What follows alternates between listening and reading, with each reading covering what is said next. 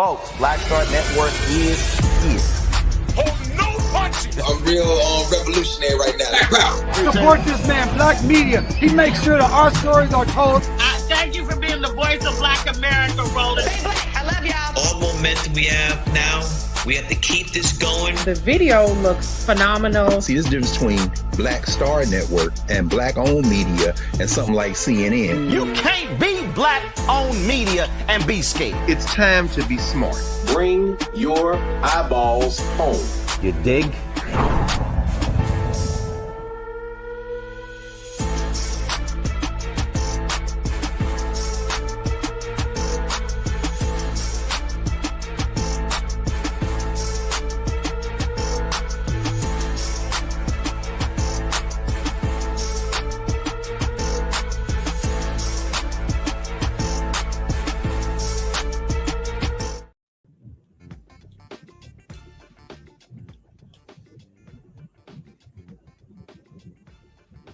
All right, folks, today is Friday, January 9th, 2026. Coming up on Roland Unfiltered, streaming live on the Black Star Network. Some major developments out of Minneapolis.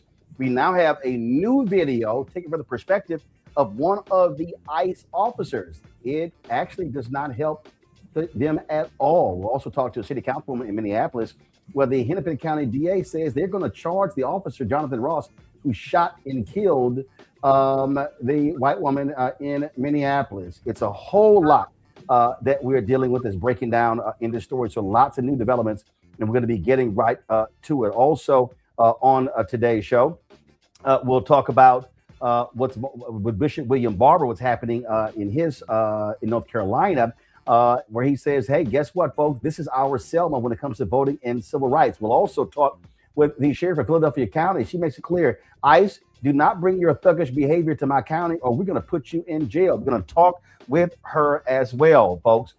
It's a lot we're going to break down on today's show. It is, of course, also the jobs report comes out. The economy under Trump has absolutely sucked. I thought he's supposed to be better for the economy than Vice President Kamala Harris. Well, we knew that was a lie. It's time to breathe the funk. I'm Roland Martin Unfiltered on the Black Star Network. Let's go. He's got whatever the miss, he's on it. Whatever it is, he's got the scoop, the fact, the find. And when it breaks, he's right on time and it's rolling. Best believe he's knowing. Putting it down from sports to news to politics. With entertainment just for kicks, he's rolling. It's on go, y'all. It's Roland Martin, yeah. Rolling with Roland now. He's funk, he's fresh, he's real, the best, you know he's Roland Martin now.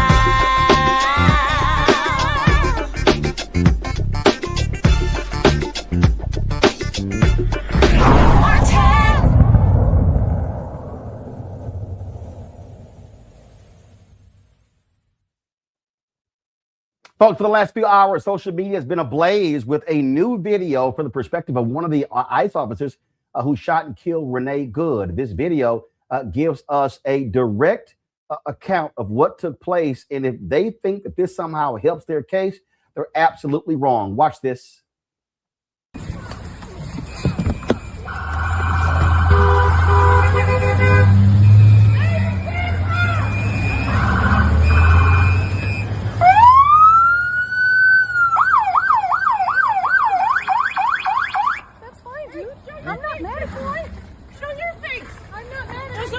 Change our plates every morning, just so you know. It'll be the same plate when you come talk to us later. That's fine. U.S. citizen, former fucking veteran. You want to come at us? You want to come at us? I say go get yourself some lunch, big boy. Go ahead. Out of the car. Get out of the fucking car. Get out of the car. Right,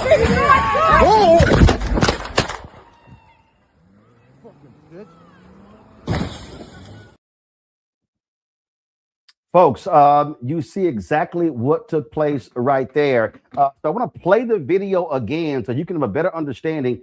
And so you see Renee Good. You see she's smiling. No big deal. And then the officers, they decide to take their particular action. This is absolutely crazy. Roll the video again.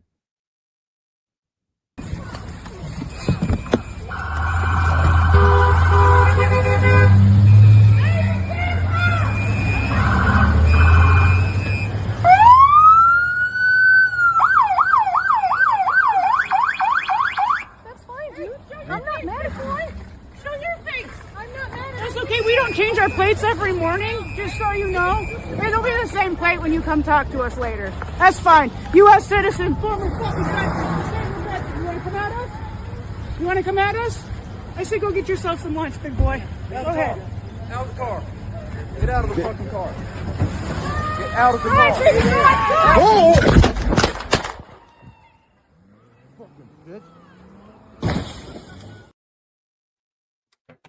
Yo, that is real. Hennepin County DA makes it clear that this officer, Jonathan Ross, is going to be charged for the death of Renee Good. This is beyond shameful, which actually took place now that this video is coming out. And a lot of folks are talking about what's going on here. Retired FBI agent, U.S. Air Force veteran, and crime fiction author Steve Lazarus, he put this video out talking about how this should have gone down. Watch this. Here's my take on the Minneapolis ICE shooting. Not from the standpoint of a politician or an activist, but through the lens of a 30-year career in law enforcement. I'm going to start by stating the obvious. I wasn't there. I haven't seen what happened before the video starts. That said, the more I watch it, the angrier I get. I spent 18 of my 22 years in the FBI as a firearms instructor. I didn't just teach agents how to shoot, I taught them when to shoot. One principle we hammered home was simple. Deadly force is never authorized merely to stop a fleeing suspect. Yes, if a vehicle is being used as a weapon, that changes the analysis, but nothing in this video supports that. If anything, it appeared the driver was just trying to avoid the agents altogether. Normally, I give law enforcement the benefit of the doubt when it comes to dealing with high-stress situations. But I can't do that here. At a minimum, this shooting reflects a failure of training and supervision. The deeper question, however, is whether law enforcement agencies are selecting and properly vetting people with the temperament and judgment required to make irreversible life and death decisions in seconds. Yeah, that's actually the case right there. Robin Wansley is a member of the Minneapolis City Council. She's the Minneapolis City Council minority leader. Robin joins us right now. And this is obviously, Robin roiled the city. We're now back. Minneapolis is now, the center of conversation when it comes to law enforcement shooting. And to have the federal government literally say, we don't even want the state or the city involved in the investigation shows that, frankly, they want to cover this up. Mm-hmm. Mm-hmm. Yeah, and I don't think it's not short of a coincidence that where Renee Good was shot and killed by a federal ICE agent on Wednesday morning. It happened just a few blocks away from where George Floyd was also killed by a Minneapolis police officer by the name of Derek Chauvin back in the May of 2020. And we're seeing similar responses happen in that. We're seeing the Trump administration, which at that time, it was our own city leadership in response to George Floyd's murder, trying to craft a smear campaign and mischaracterization of who the victims are. And we're seeing the Trump administration do that by framing Renee Good as an aggressor and thus warranted of the basically warned of her death, warned of the officer shooting and killing her. And we heard the same. Many stories put out about George Floyd and how somehow Derek Chauvin kneeling on his neck was not the cause of him dying. Even though also in both cases, there's video footage that shows clearly what happened, that these people were murdered at the hands of a law enforcement officer. And what I'm also very proud of in this fact is, same in 2020, our residents didn't wait for federal action to come in, intervene, to get justice for George Floyd. They organized for it. And we're doing the same here. That was one of the first demands that we put out, was that the federal agent responsible for Renee Good's murder, his name is Jonathan Ross, should be arrested and prosecuted. And when the BCA and when our state leaders started to move in a way as if they were retreating from it, our residents continued to organize and put pressure on elected officials to say, no, you need to see this through. Because if we allow this to happen, this sets a new standard for our federal administration as they're invading and occupying other cities under this campaign of cruelty that they're using under the guise of immigration and keeping communities safe and going after the bad guys. They're going to use that as a way to give federal agents the right to kill with impunity, We fought against that even amongst regular cops. And Black Lives Matter following George Floyd's murder. We said, regardless, if you have a badge, you do not have a license to kill. And the same applies here. And just as we got justice for George Floyd, we are going to organize and get justice for Renee Good and all of our residents who've been kidnapped and abducted at the hands of these violent federal ICE agents, and set a new standard that you don't get to do this. And you won't do this in Minneapolis. Yeah, and what you have here is what does Donald Trump do? He's now sent more federal law enforcement to Minneapolis. Yes, he's now sent Border Patrol. I would say, actually, speaking of Black Lives Matter, one of our key leaders was actually sprayed with chemical irritants by a Border Patrol officer right after Renee Good was murdered on Wednesday. So it shows very clear that this whole story that they've been telling to the American people, that again, immigrants are your problem. This is why we need to go after them. This is why we need $1 billion to fund the ICE agency and the FBI to go after these people. It just shows it's actually a lie. They are going after everyone. And they tried this out in my home city of Chicago. When they went in and said, we're going to take out violent, immigrant and criminals and things of that nature. But somehow you're on the South Side detaining Black residents over there in their apartment buildings. How did we get there? And we're seeing the same thing here. They said they came in for immigrants, but you end up shooting a 37-year-old white woman on a Wednesday morning. Now you're shooting chemical irritants at Black residents.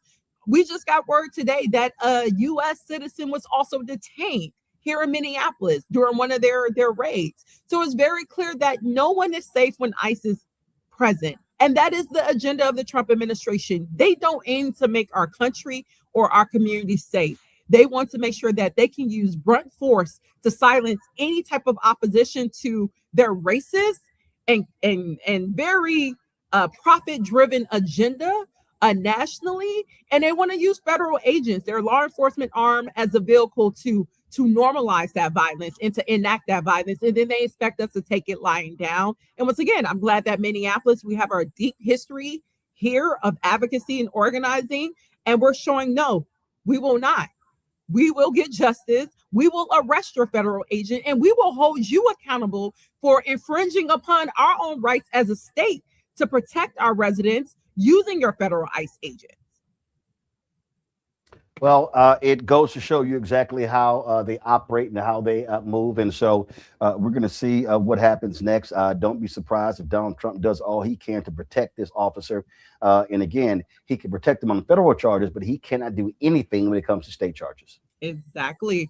And that's why I'm so proud of our leaders, specifically our Hennepin County attorney, as well as our Attorney General, Keith Ellison. Our Hennepin County attorney is Mary Moriarty, that they said, look, we're standing 10 toes down on delivering justice for Renee Good, and we're not going to just retreat because the federal government said so.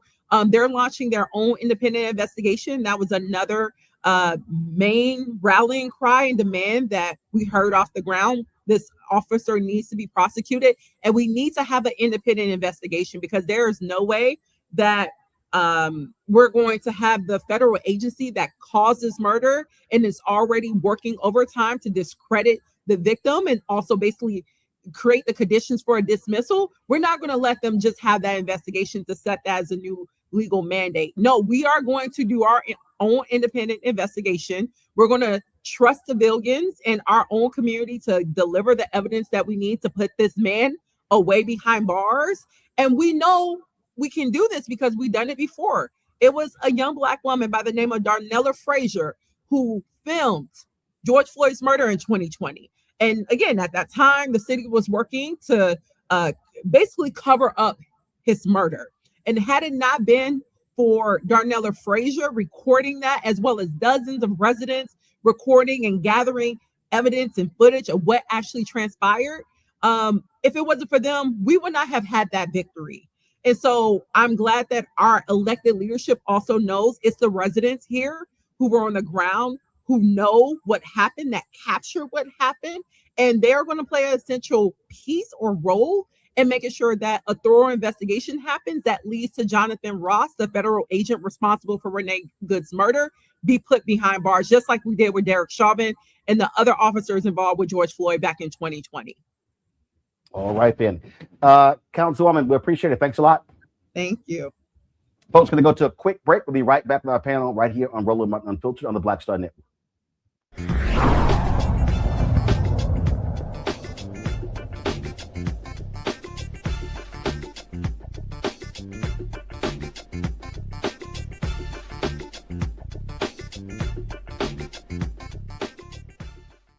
If in this country right now, you have people get up in the morning and the only thing they can think about is how many people they can hurt, and they got the power, that's the time for mourning. For better or worse, what makes America special, it's that legal system that's supposed to protect minorities from the tyranny of the majority. We are at a point of a moral emergency. We must raise a voice of outrage. We must raise a voice of compassion. And we must raise a voice of unity.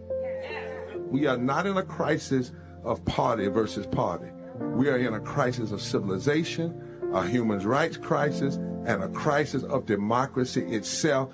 And guess what? You've been chosen to make sure that those that would destroy, those that would hate, don't have the final say, and they don't ultimately win.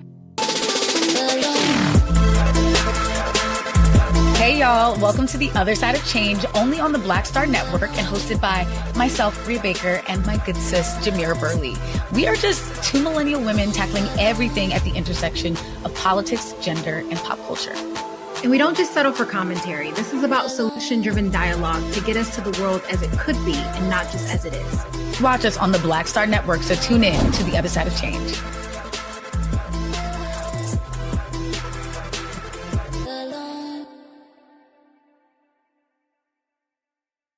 Melanie Campbell, National Coalition on Black Civic Participation and Black Women's Roundtable. And we are watching Roland Martin Unfiltered all day, every day, 24/7. Spread the word.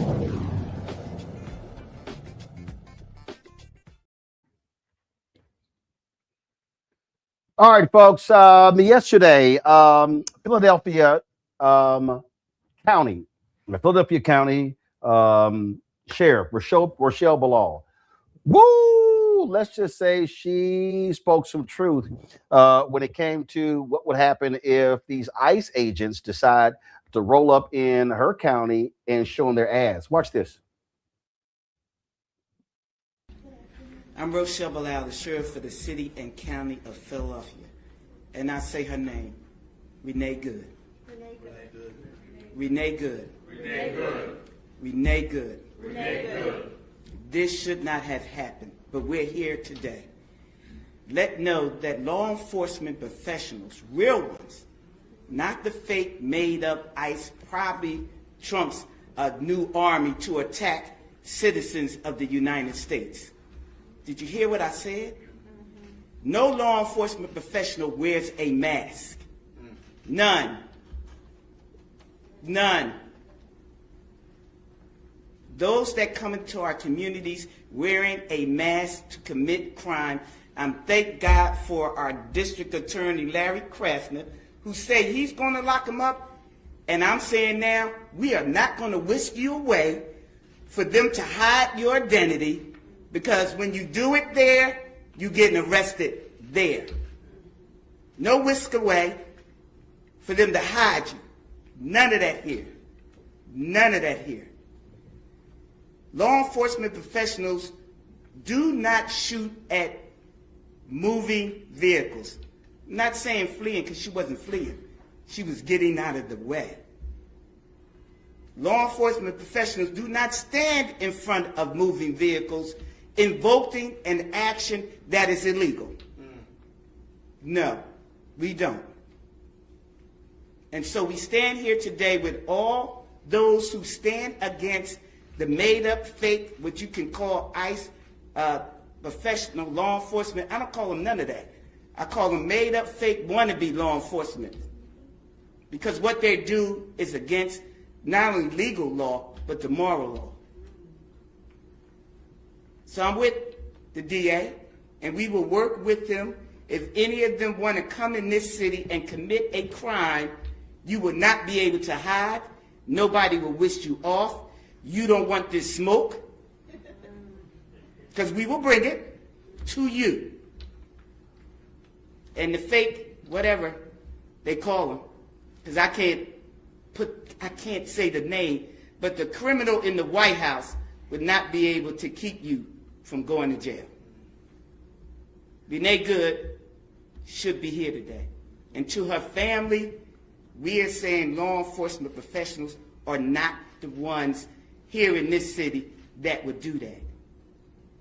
But here's the last thing that I will say.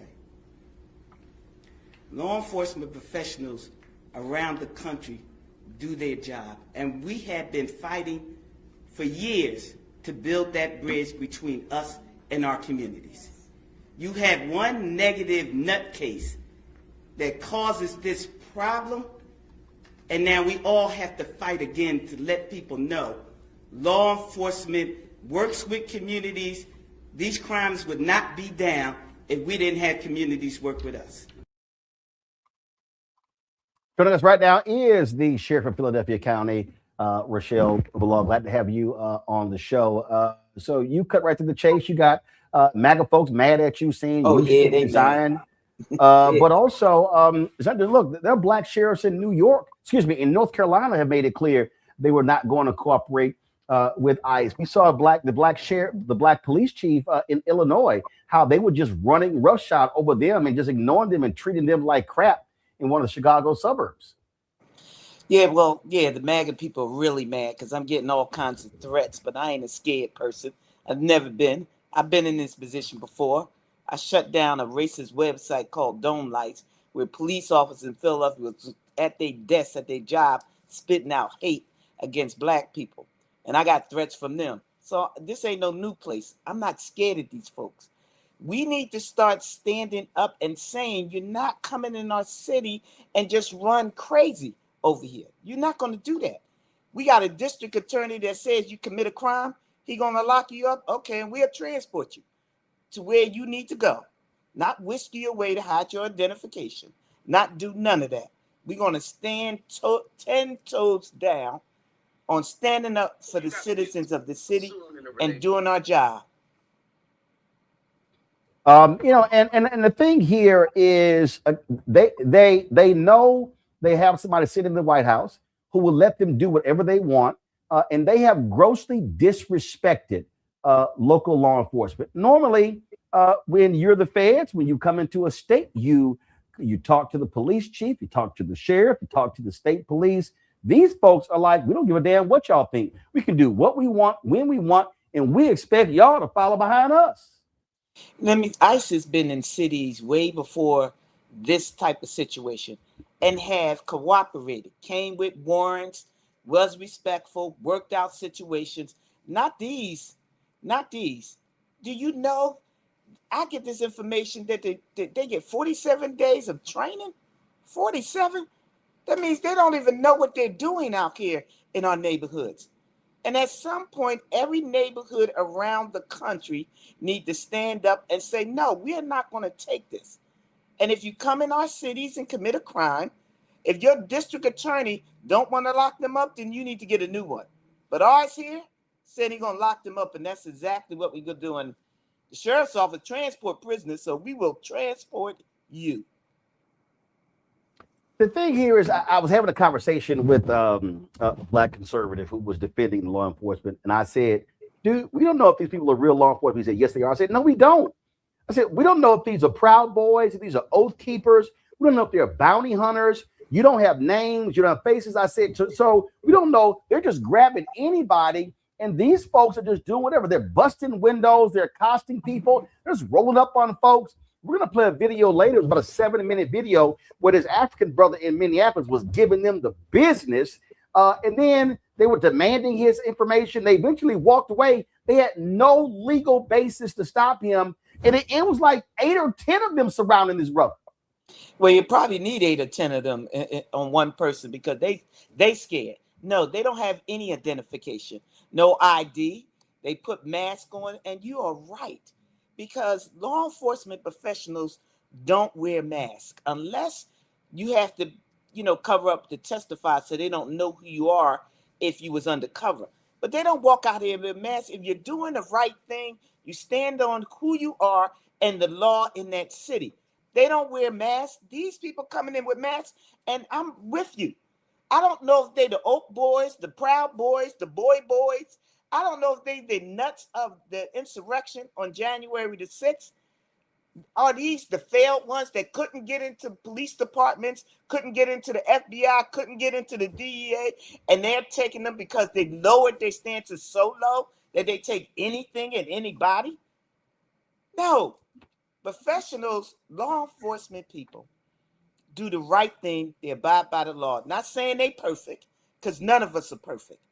But the one thing they don't wear is a mask out there because they stand on the law.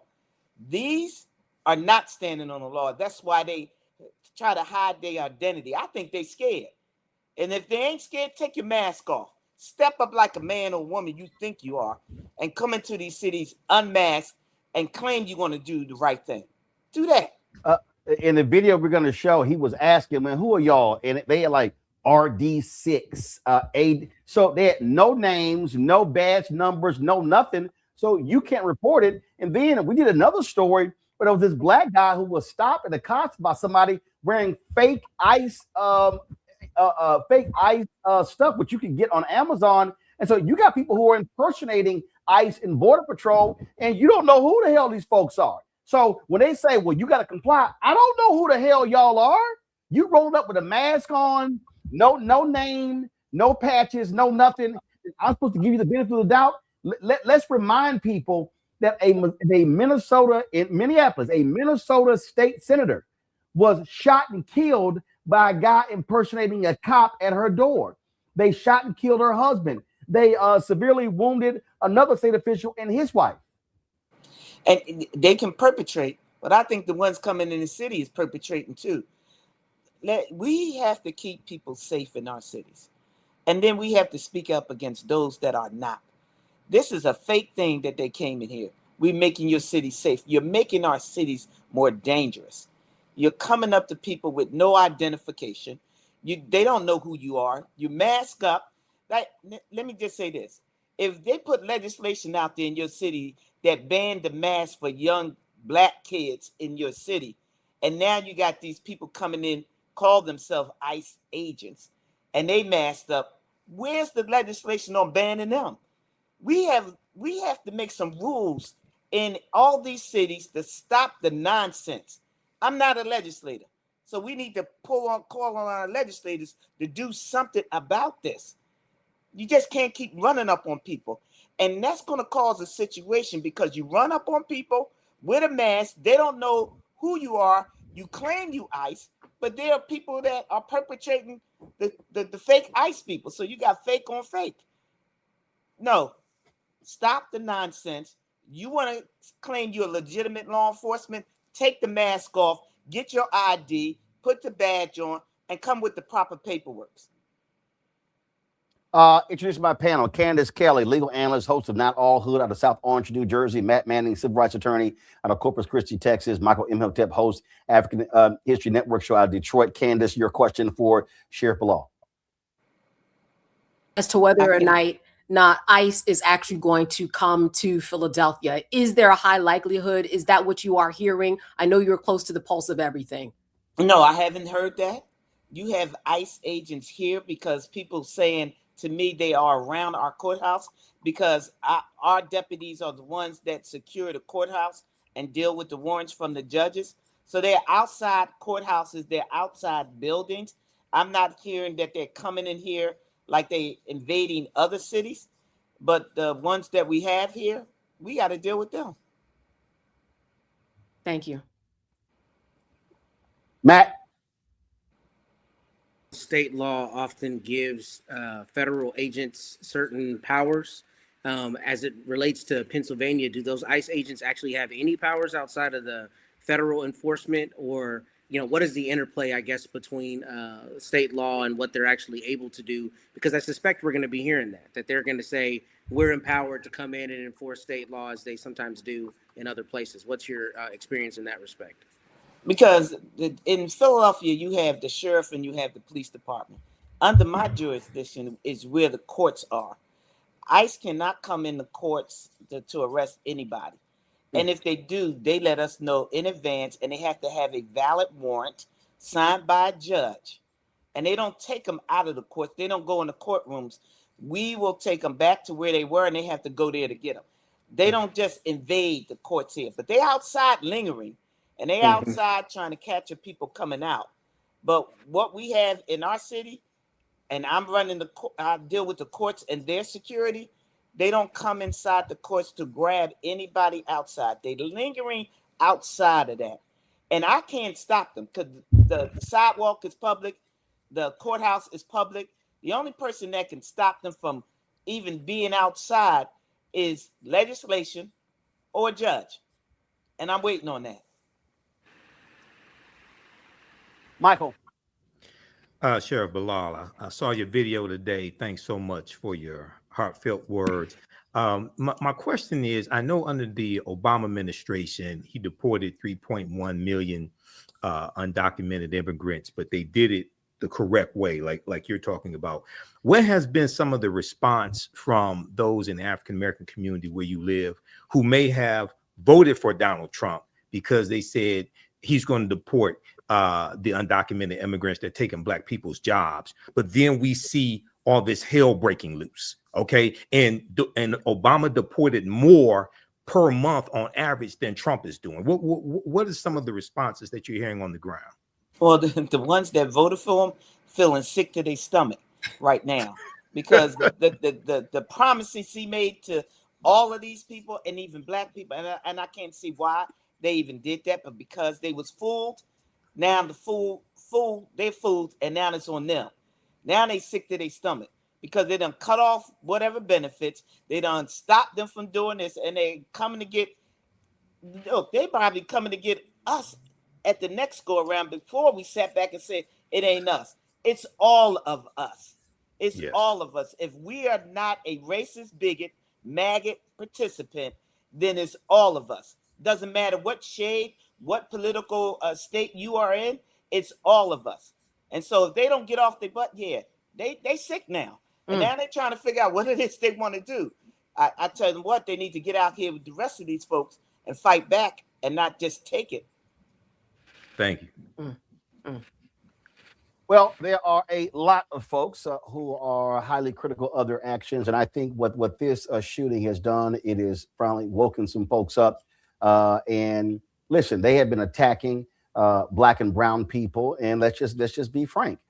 This is a white woman who was shot and killed. And the right is trying to say, oh, she was this left-wing terrorist, lesbian, all this sort of stuff like this. But I think them shooting this white woman in the face and killing her is going to cause some other white folks to realize that, guess what? It ain't just the brown people. They not exempt. And that's what I said. It's all of us. If you're not a part of that group of people, I say the cult, because that's the way I see it. And that's my personal opinion. If you're not a part of that, then you are the next person in line for them to come, step up on you, mask that, try to grab you out your car, throw you on the ground. This is ridiculous on what's happening. And I'm speaking now, and some people may be mad. I don't care at this time. I got family. I got grandkids. I got friends. I'm speaking up because I live here in America, and this is unjust. And in my book, I'm just not going to sit back and let it happen. And I don't care about the threats. Bring them. I'm a law enforcement person. I was well trained. I had more than 47 days of training. Trust me, more than that. This crazy Black Republican from Texas, Wesley Hunt, decided to give his perspective and weigh in on this shooting. And Sheriff, I would love to hear your response to this. Let's play that. clear that she tried to use her vehicle as a weapon, mow over an ICE agent, and now she is dead. And her death is tragic, but at the end of the day, it was completely avoidable if she would have simply followed the commands of the ICE agents. But what really is more disturbing to me is Governor Walz's comments about using the National Guard to keep the federal government ICE agents out of his state. He has now gone full Jefferson Davis, and that's what I would call civil war. This is a problem. The left always does this. They always clamor for more violence. They always clamor for more rioting. Minneapolis, they've already burned to the ground. The violence must stop. We must respect law enforcement, respect this president that said, I am going to clamp down on illegal immigration, and Minneapolis has become a cesspool for illegal immigration, and we're not standing for it any longer. What, he trying to buck for a job or something? Because I seen all the people that used to speak up for the criminal in the White House, and ain't none of them got a job. So I guess he's trying to come in and get one. First of all, I saw that video frame by frame by frame. As a law enforcement professional, you don't put yourself in harm's way. You don't stand in front of a vehicle. He had enough space to get out of the way, and he shot in front. And now he's on the side. And you shoot 2 more times, there's no threat there. She wasn't trying to run him over. She's trying to get out of the way. Get away from them. What was you going to obey? You come up all masked up. You're going to try to open up my car and pull me out, and I ain't got nothing to do with what you're doing? I'd have took off too. She took off because she was scared. And then this nutcase talking about you're going to respect law enforcement. Hell, they don't respect law enforcement. January the 6th, they was trying to kill the law enforcement professionals up there at the White House. They was trying to kill them.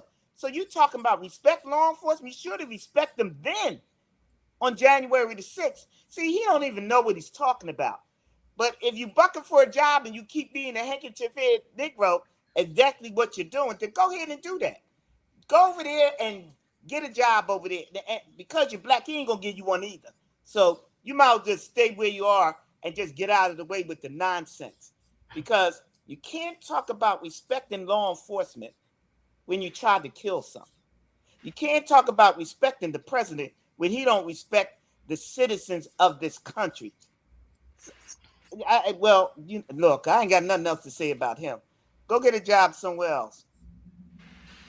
Here's the thing that is amazing to me when I listen to these people, and this is what I never understood. I remember there was a story out of Cleveland, and it was a black couple, and the cop jumped on top of the car and fired a bunch of shots into the car. We've had other stories that we've done jumping in front of a car. And matter of fact, I remember Kajima Powell. This was in St. Louis shortly after Michael Brown had been shot and killed. And Kajima Powell had a serious, it was a mental issue. It was a mental call. It wasn't more than 16 seconds from the time the officers arrived on the scene, and the door, it was 16 seconds from when the door opened to the first shot fired that killed Kajima Powell. And I remember when that happened, and Powell had this butter knife or something like that, and he flexed, and the officer immediately fires and kills him. And I'm watching this, and my first reaction, this is just me. And again, I don't understand. I won't say I understand police training and all of that. But what I didn't understand was if I'm a cop and I got a partner and I'm getting out of a car, okay, and the man is standing in front of me, there are other people, there are not other people around this way, and he's holding a butter knife, and I know I got a gun. So I know I have a lethal weapon. I can take this person out. I guess if I'm gonna have a conversation with homeboy, I'm probably, this is just me, I'm gonna step to the back of the car, put the car between me and him. We're gonna talk over the car. And when I see these officers, they jump in front of the car, or they firing at a car that's taking off and going away. I'm sitting here going, What are you doing? And the DOJ's own report shows you do not fire at a fleeing car. You don't do that because you don't know who you can hit. You don't know if you hit them, they run to somebody else. Matter of fact, it's a black kid, 26-year-old black photographer in DC. He's dead because the DC police were chasing a car. That car, this brother was on his way to an assignment, on his way to church. Car slams into him, he's dead because they were pursuing him. And so it's just mind-boggling sometimes when you go, what were you thinking when you know you have the lethal weapon in your hand and that person does it? That's right. And that's the rules of most. That's the law enforcement rules. One, the reason why, because people used to just chase cars all the time.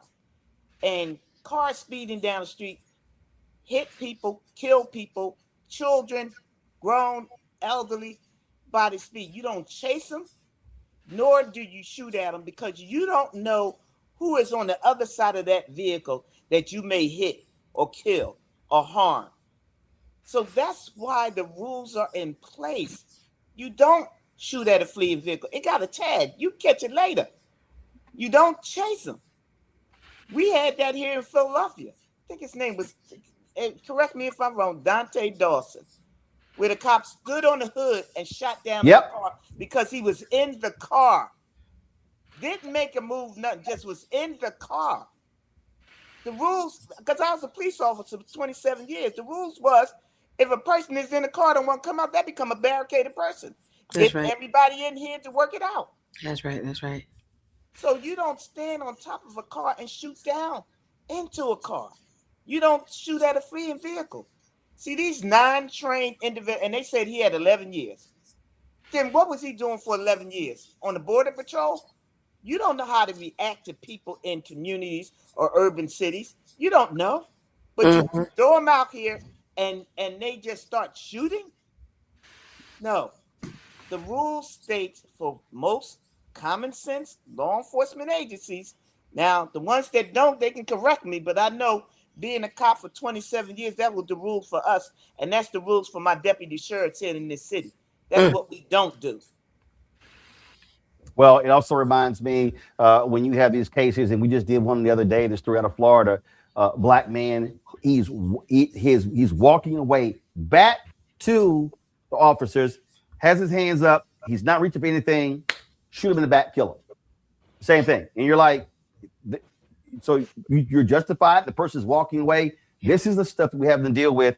And I do hope, I hope that what this murder of Renee Good does, it wakes up these complacent people who have given these law enforcement folks the benefit of the doubt. And you're absolutely right. And I've said it for a long time. And I've talked to way too many folks in Noble who have called for accountability. That when you got cops who do the right thing, hey, you praise them, you support them, you pay raises and all that good stuff.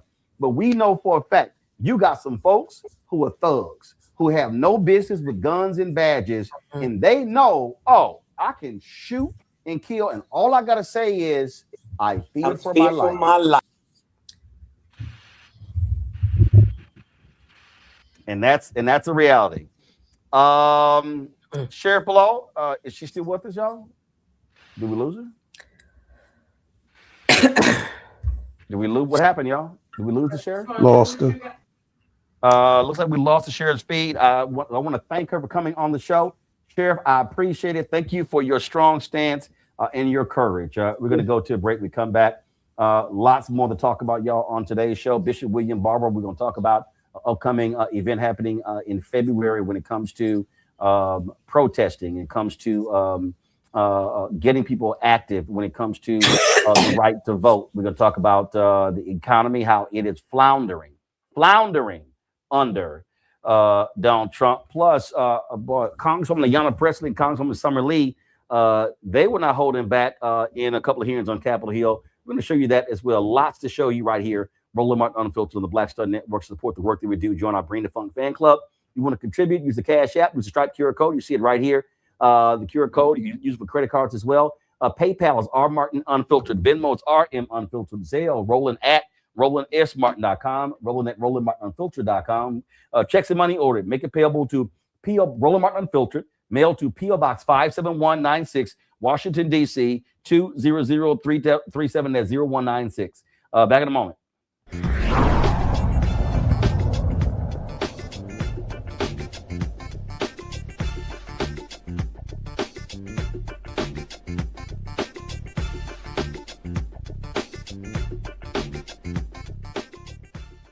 Coming up on the next Black Table, a conversation with Professor Howard W. French on his new book, Born in Blackness, covering 600 years of global African history and helping us understand how the world we know today is a gift from Black people. There could have been no West without Africa and Africa. That's on the next Black Table with me, Greg Carr, only on the Black Star Network.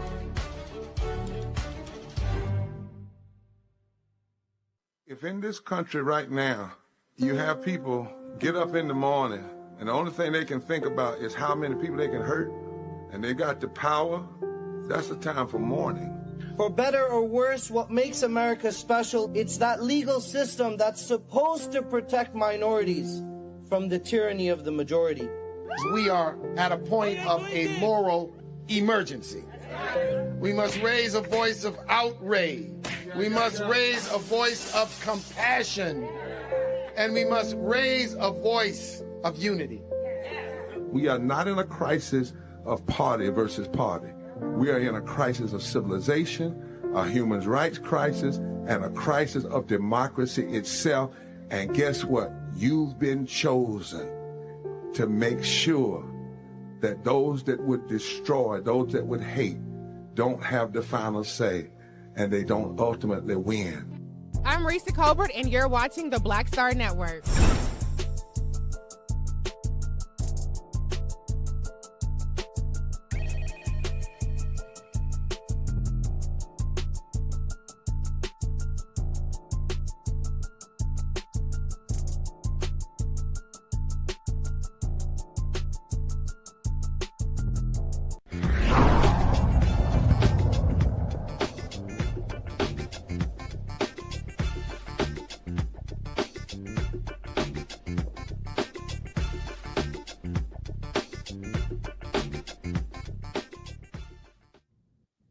So, folks, I saw this video, and there was this Uber driver, Ahmed bin Hassan, who got into this verbal altercation with some federal law enforcement officers.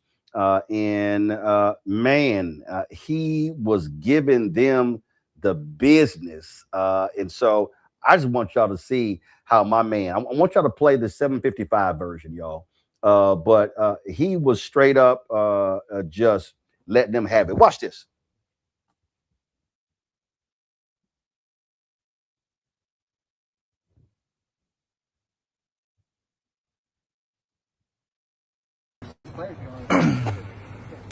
What's up, officer? How's it going?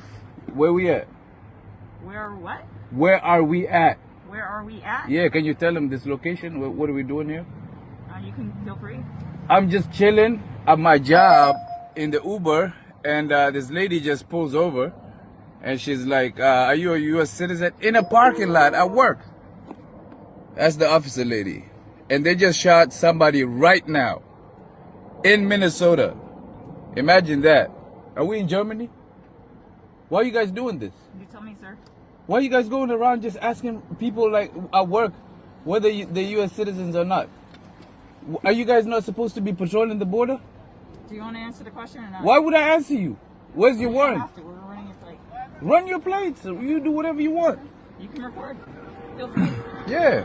That's kind of crazy though, right? Like you guys leave the border and go harass people based on their skin color?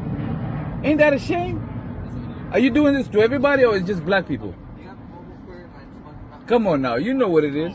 And you got a GoPro. Yes. You're recording, I'm recording. Is that work issued? Yes. Are you sure? Yes. They're giving you guys GoPros? What happened to the police body cameras? I don't have a body camera. This one you can delete the video and make your own stuff. You know that, right? How do you know? Because it's not going to a server. It's going to a little SD card or something. You guys just murdered somebody in cold blood in this city today, and God brought you guys to me at work. I'm literally working here, and you guys are literally impeding my income, asking me retarded questions. You know, I've been sitting here since 10 a.m. waiting for a ride, and right now I'm getting rides. And if I leave, I'm afraid you motherfuckers might just shoot me. Are you a U.S. citizen, sir? Why would I answer you? Because if you're not a citizen of this country, you have to have your immigration. Why would I not be a citizen of this country, man? What a ridiculous question. Why would I have an immigration? Are you a citizen? Are you a dude?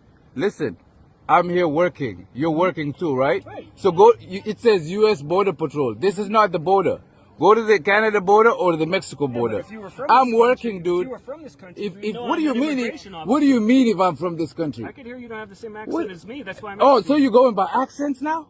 Is that what it is? Where were you born? Is that accents? Have you heard the Israeli accent? Have you heard the European accent? It's garbage. It's retarded, dude. You going by accents? Mr. Mills.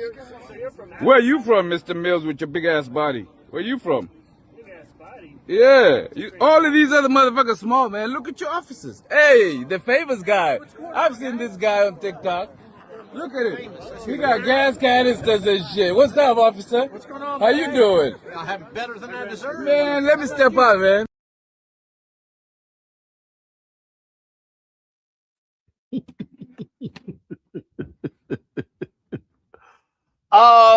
That was wild.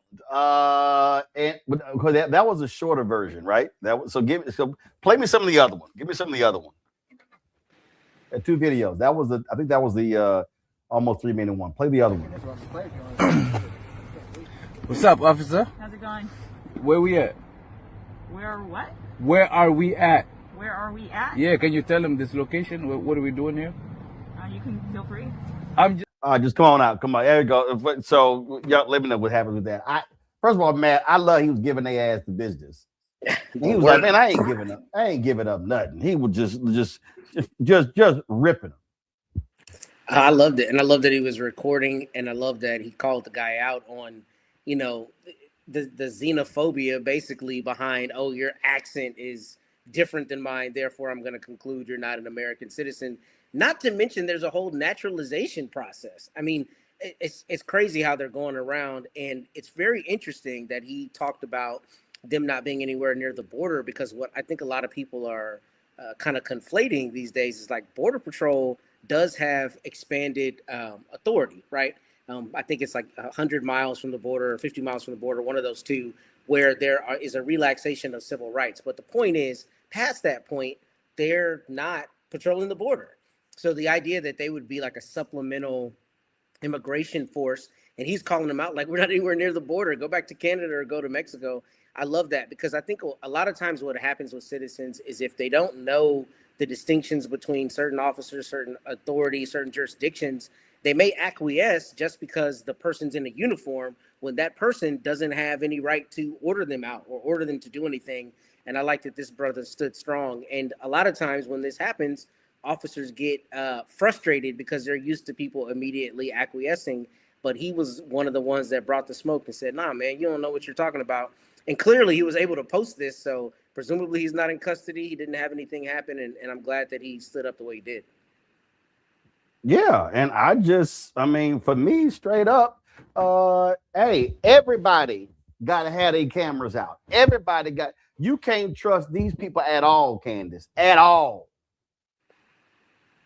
Really key about that video is when he asked her, why are you stopping me? And she said, I don't know. Why are we? I mean, come on. Even she didn't know the reason why and didn't have a justification as to why she was stopping. There was no probable cause. There was no warrant. There were no constitutional guidelines that she could even say anything about. And to Matt's point, yeah, you're on Border Patrol. What are you doing here in this Uber parking lot where I'm about to go get a ride, but I'm afraid I'm going to lose my life?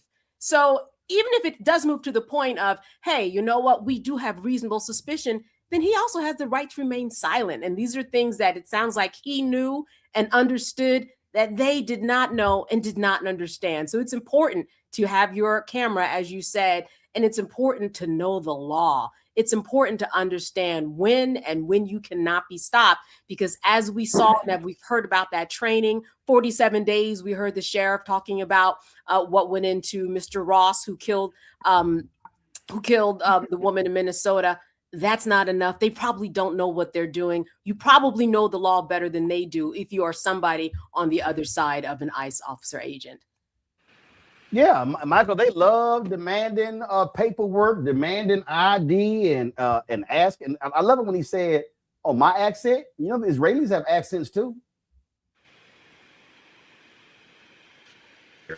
Is you go back to Supreme Court, go back to Brett Kavanaugh, the Kavanaugh stops, and you have the Supreme Court saying you can use race as a pretext to stop people, right? When in 2023, they ruled that you couldn't use affirmative action in college admissions. Okay, so what you see here now, my question would be, well, what about Elon Musk's accent? Because Elon Musk's brother admitted at one point they were undocumented immigrants here in this country. Would you stop somebody with Elon Musk's accent, or would you give him a pass because he's white? So all this is the fear, the browning of America, and we see the weaponization of ICE to inflict terror upon communities. And you have to connect what's taking place right now in Minnesota, in Minneapolis, and the killing of Renee Good, 4/10 of a mile away from where George Floyd was killed. You have to connect that to the video from Nick Shirley right around Christmas, right after Christmas, right? Going to those child care centers most of them ran by Somali immigrants, things of this nature. And people in the Republicans in the state legislature in Minnesota feeding that information to Nick Shirley. And because of those videos going viral and the white supremacists in the White House seizing upon that, then they flood Minneapolis, Minnesota with ICE agents. And you see this unfolding here. So this is an example how elections have consequences. This is straight out of Project 2025. Okay. And we see that the big ass ugly bill gave an unprecedented amount of money to Homeland Security to do this. But going back to the conversation with the sheriff, under the Obama administration, the 2 terms of Obama, they deported 3.1 million undocumented immigrants, but they didn't terrorize communities doing this. So there's a right way to do it, but this is totally the wrong way. Well, they are showing us exactly who they are. Now, while those things are happening, our economy is going straight to hell. 2025 absolutely was an awful economic year. And all of you idiots who said Donald Trump was going to be great for the economy, way better than Vice President Kamala Harris, you probably feel real stupid right now because we know that was an absolute lie, and so let's break down what's happened with the economy. Morgan Harper joins us right now. Morgan can walk us through. She's the Director of Policy and Advocacy for the American Economic Liberties Project. And Morgan, they have been trying their best to delay these numbers. They don't want us to see it. All of a sudden, we now realizing, guess what? Manufacturing Trump. I'm bringing it back. No, you're not. It sucked. We're seeing how across the board we've seen anemic loss. And don't you remember when we would have 150 or 180 or 200,000 job creation and Fox News would be going, oh my God, this is soft. This is awful. But all these downward revisions that we have seen now shows how awful this Trump economy is. Yeah, it's really something, Roland. I mean, the top line figures that we have now that are estimates of what happened throughout all of 2025 are indicating that there were only about 500,000 jobs created for the whole year. To compare, under President Biden's last year in 2024 is about 2 million, right? So that's a huge difference. And then when we're breaking it down month by month, you're exactly right that we're only having like 50,000 jobs that are being estimated that were created this past December. Revisions down, still in the tens of thousands of jobs for November. And so there's nothing like robust job growth going on here. And again, and this is something that we've talked about before, where is the job growth that is occurring, even if it's very limited, where is it coming from? It continues to be things like social assistance, healthcare, hardly a booming business environment that's just suggesting a ton of innovation and entrepreneurship is happening. I think as one a bit of coverage that I saw today was talking about that's really just like demographic change. People are aging, they need more support. That's where you are going to see more of those healthcare jobs tend to come from, regardless of what's happening elsewhere in the economy. The other thing that is important to note in these numbers as a sign of how all is not well, despite what the White House might be trying to spin, is those that are unemployed. Unemployment is up overall from where we were at this point last year, even though there's a slight downturn in terms of the exact number from this past month. But overall, unemployment is up year over year, and particularly Black unemployment is much, much higher from this point last year. And those that are unemployed, they're staying unemployed longer. And that is particularly disconcerting, meaning like you're looking for a job, you're not able to find one, so you're going to stay as part of that official statistic for longer. And that's a problem, as we know. I mean, most of us are living paycheck to paycheck. The longer that you don't have one of those, then other ripple effects that are happening throughout your life, just in like a real micro way. And then the other thing that I would note is just there is this dichotomy between what the White House is saying. I thought it was particularly interesting in a lot of their official messaging today, just how far they're having to reach for that positive spin now. You have the head of the Council of Economic Advisors, Kevin Hassett, his go-to talking point today was, oh, but those that have manufacturing jobs, they're getting paid a lot more. And it's like, well, that's interesting because like you were noting, Roland, we've seen nothing but manufacturing job losses. So I guess his point is if you happen to be one of the few people that still has a manufacturing job, that is surely not a new one that's been created this year because their policies have not resulted in that, well, then maybe you're making a bit more money and that's great. But the rest of the economy is not really seeing any of those gains. And again, there just has not been that follow through on this promise of bringing American manufacturing back, inspiring a new wave of innovation. Nothing in these numbers suggests that that's actually occurring.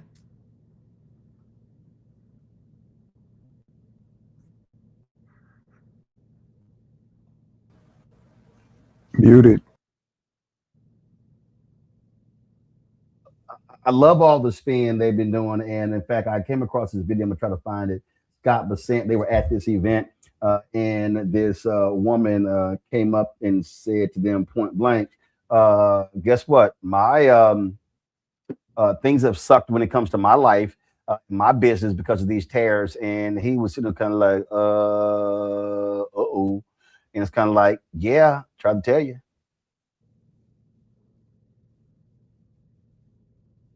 Yeah, I mean, that's the important point here is they're going to try to take this little bit of the official data that's coming out of these numbers. And I thought, of course, interesting again that the president does not care about the rules around any of this. He's not supposed to talk about any of this data before the official release so that it doesn't inappropriately influence the market investors. They did that anyway because they are probably so concerned about how, these numbers were not suggesting anything positive or, aligning with what they claim they're accomplishing here. And people are not having to, but are able to confront that imaginary picture that they're trying to paint with reality. And yeah, I mean, small business, I'm sure all of us where we're all living, I know I have had these conversations in Columbus of like, oh yeah, business owner used to carry that, can't carry that anymore. Tariffs, it's just too expensive. Folks that are having to close up shop altogether. And more importantly, and that I think this is the widespread type of impact, is just that uncertainty that people don't know exactly what's going to happen. And so they're not able to move or invest in any particular way. And, and the other risk I would point to here, and this was starting to be covered a bit more in some of the data today around like the impacts of AI. We all know, AI is afoot. It's going to, lead to some gains in productivity in a lot of working environments. It is, definitely having an impact in some of the job numbers. Just, some professional services are no longer going to need as many people if they're using, AI software and such. And so, but we're not able to really parse out what's the what there if we have a government that's injecting all of this unnecessary uncertainty while we have to kind of grapple with this technology that is there, that is having an impact, that we need to figure out what exactly that is so that government can play a better role in leveling things off to make sure that we're all, staying as stable as possible. I think that's a risk that, we're not always talking. We certainly, you and I haven't been talking about every month, but it's something for us to continue to draw attention to, in that AI conversation and how this connects to the jobs data.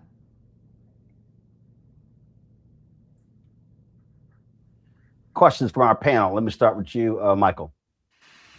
All right, Morgan, you just hit on one of the questions that I had dealing with artificial intelligence and eliminating jobs.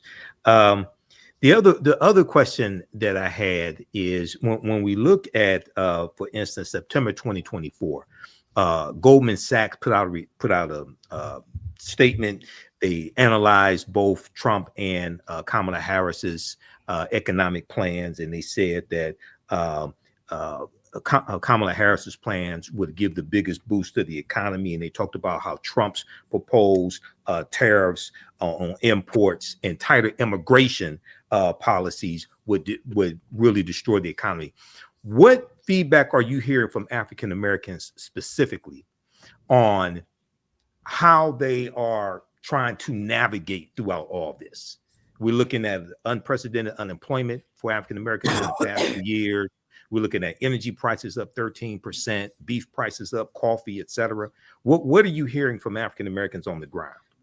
Well, I think it's interesting because, a lot of us probably don't have the expectation that the government's always going to be working in our best interest, I would say, as a community. And so I think in certain ways, we're kind of prepared to be surprised and the unexpected in a certain way. So psychologically, maybe that puts us in a slightly better position than the average person that is used to maybe living with that illusion or expectation that somebody's going to be taking care of you, looking out for you. That being said, I mean, I'm hearing that people think what's going on is crazy and that there is no way to make this all add up. So, like you're saying, Mike, we have, the uncertainty around tariffs, that those costs are having to be passed on certain goods and all sorts of businesses that we're going to based on how this administration chose to implement tariffs. That is not inevitability, right? There is a version of doing better trade policy, tariff policy that would not go like this. That is not what they decided to do. In addition to some things that are never going to be reflected in this data that we're talking about, like energy costs, like utility prices. And I think the important point here is to emphasize, none of this is inevitable. None of this is necessary. Even when we're talking about AI, right? We're kind of just hearing AI, it's happening. We got to just deal with it. It's well, no, we have a government that can pass laws that kind of decides the rules of the road, even for something like an innovative technology, like how that's actually going to be playing out in our economy and our society. But unfortunately, that is not what this government's trying to do. I think the other thing I would note is, when we're looking at, I don't have all the ins and outs of exactly what Kamala Harris was proposing, but I can guarantee you that there were some elements of it that we're also looking at what we call the supply side of things. So, it's interesting, this proposal that's come up from Trump, that you all might have seen some coverage of around buying up more of these mortgage-backed securities, bonds to try to lower interest rates. And then that's going to solve the housing crisis. This is their big housing plan. It's well, okay, but y'all aren't doing anything to address actually what's going to be necessary to build housing. So similar to the job market, they're doing all these things. They're oh, we're going to, manufacturing, and we're going to keep, supporting all these businesses. But it's we're gonna cut back on immigration, but you're not doing anything to address the supply side here. So it's not that you don't want to do tariffs at all. It's not that a lot of us don't care about having better immigration policy. I think a lot of us do. But if you're gonna put in these real, extreme approaches, and then you don't do anything on that supply side to, train people up or make sure that we're impacting the number of people that are available to take on any jobs that are being created, or incentivize businesses to want to create those jobs, well, then you are just setting people up for absolute devastation. And I do think that, that's what I'm hearing from a lot of people, that they're kind of worried that's where we're headed. And there's not a lot of ways to maneuver to protect yourself in that environment. Mm-hmm. All right, thanks. Candace. So there are a lot of people who graduate these days with computer science degrees, and they're so behind because technologies move so fast. By the time they get a job or not get a job, they're just behind. So I'm wondering, for people who are, looking into areas to go to in terms of studying, where are the hot jobs coming in 3 to 4 years? What will a good degree look like? Because it certainly isn't computer science. I mean, there's so many statistics and headlines out there about that, but where do folks go?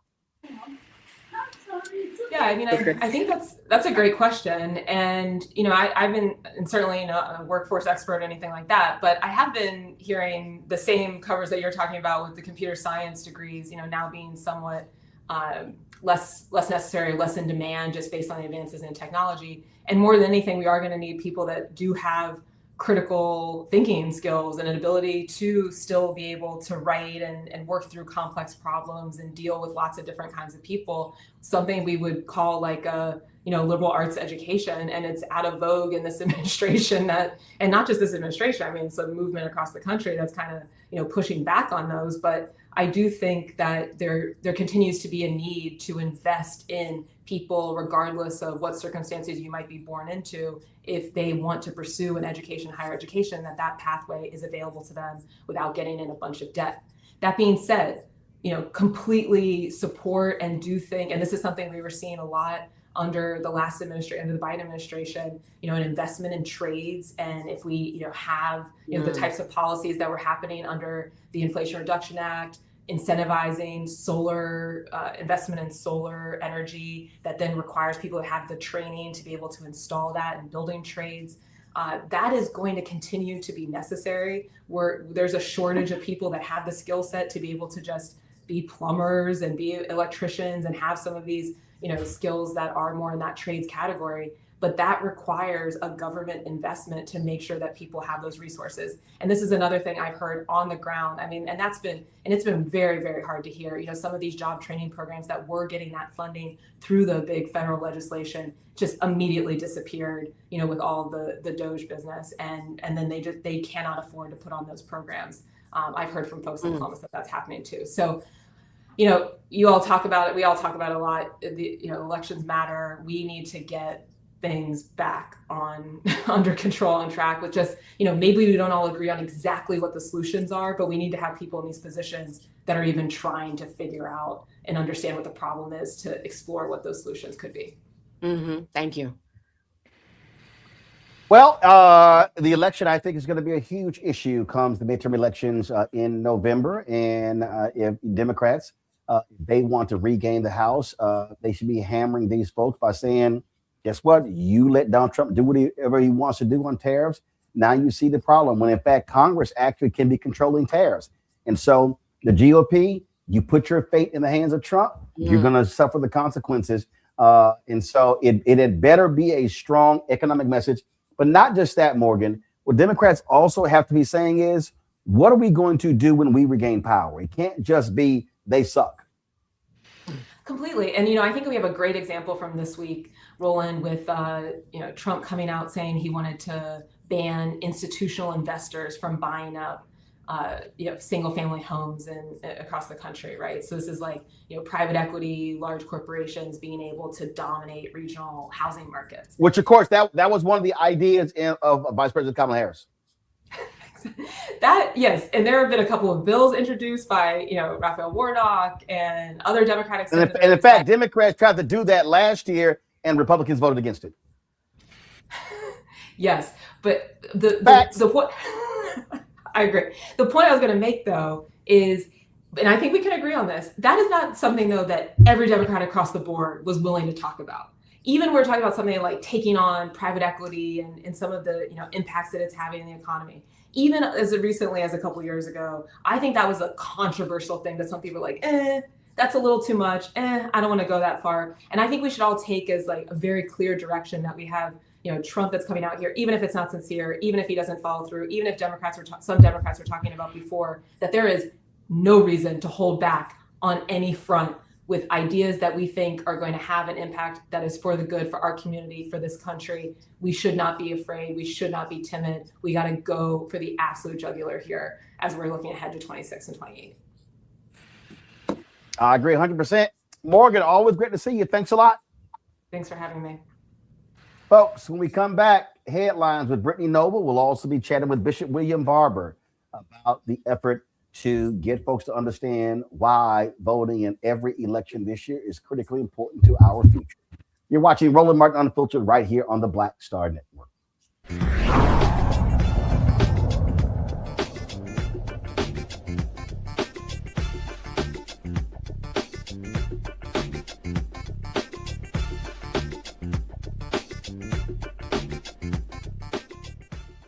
They said the quiet part out loud. Black votes are a threat, so they erased them. After the Supreme Court gutted the Voting Rights Act in 2013, Republican legislatures moved fast. New voter ID laws, polling place shutdowns, purges of black voters from the rolls. Trump's Justice Department didn't stop it, they joined in. In 2018, his DOJ backed Ohio's voter purge system, a scheme that disproportionately erased black voters. Their goal, erase black votes and political power. Yeah, that happened. These are the kinds of stories that we cover every day on Roland Martin Unfiltered. Subscribe on YouTube and download the Black Star Network app. Support fact-based independent journalism that centers African Americans and the issues that matter to our community.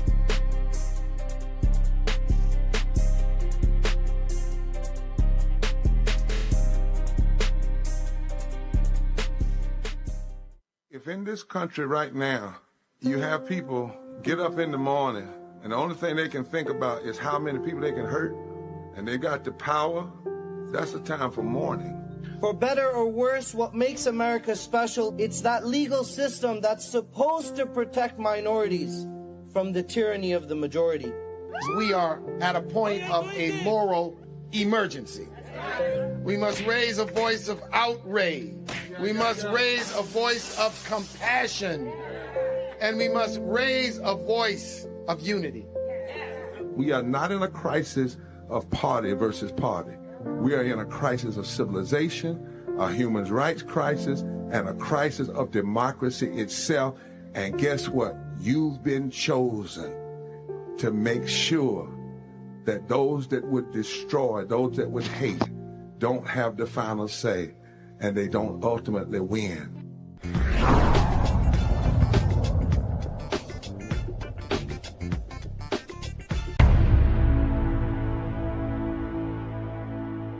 At the end of the Selma to Montgomery March in 1965, Dr. King stood in front of the Alabama State House and told 25,000 Americans that the greatest threat to the greedy oligarchy is when poor blacks and poor whites and others mobilize together and form a voting bloc that can fundamentally shift the economic architecture of our nation. In America today, we have fewer voting right protections than we did when the Voting Rights Act was passed in 1965. And state legislatures have abused their power to try to pick their voters rather than let the voters pick their legislators. Meanwhile, every day people are suffering while the greedy get richer and richer. Dr. King was right, and many others were right. The billionaires who think they can buy our politicians are afraid of people coming together across dividing lines and building power together. In 2013 and 2014, we together in this state built out the Moral Monday movement. And in 2014, more than 80,000 people showed up in Raleigh for a mass people's assembly. We mobilized our power. We mobilized our vision. We did not continue to just resist what others were doing. We claimed the world that we wanted, the society that we wanted. And what we did energized.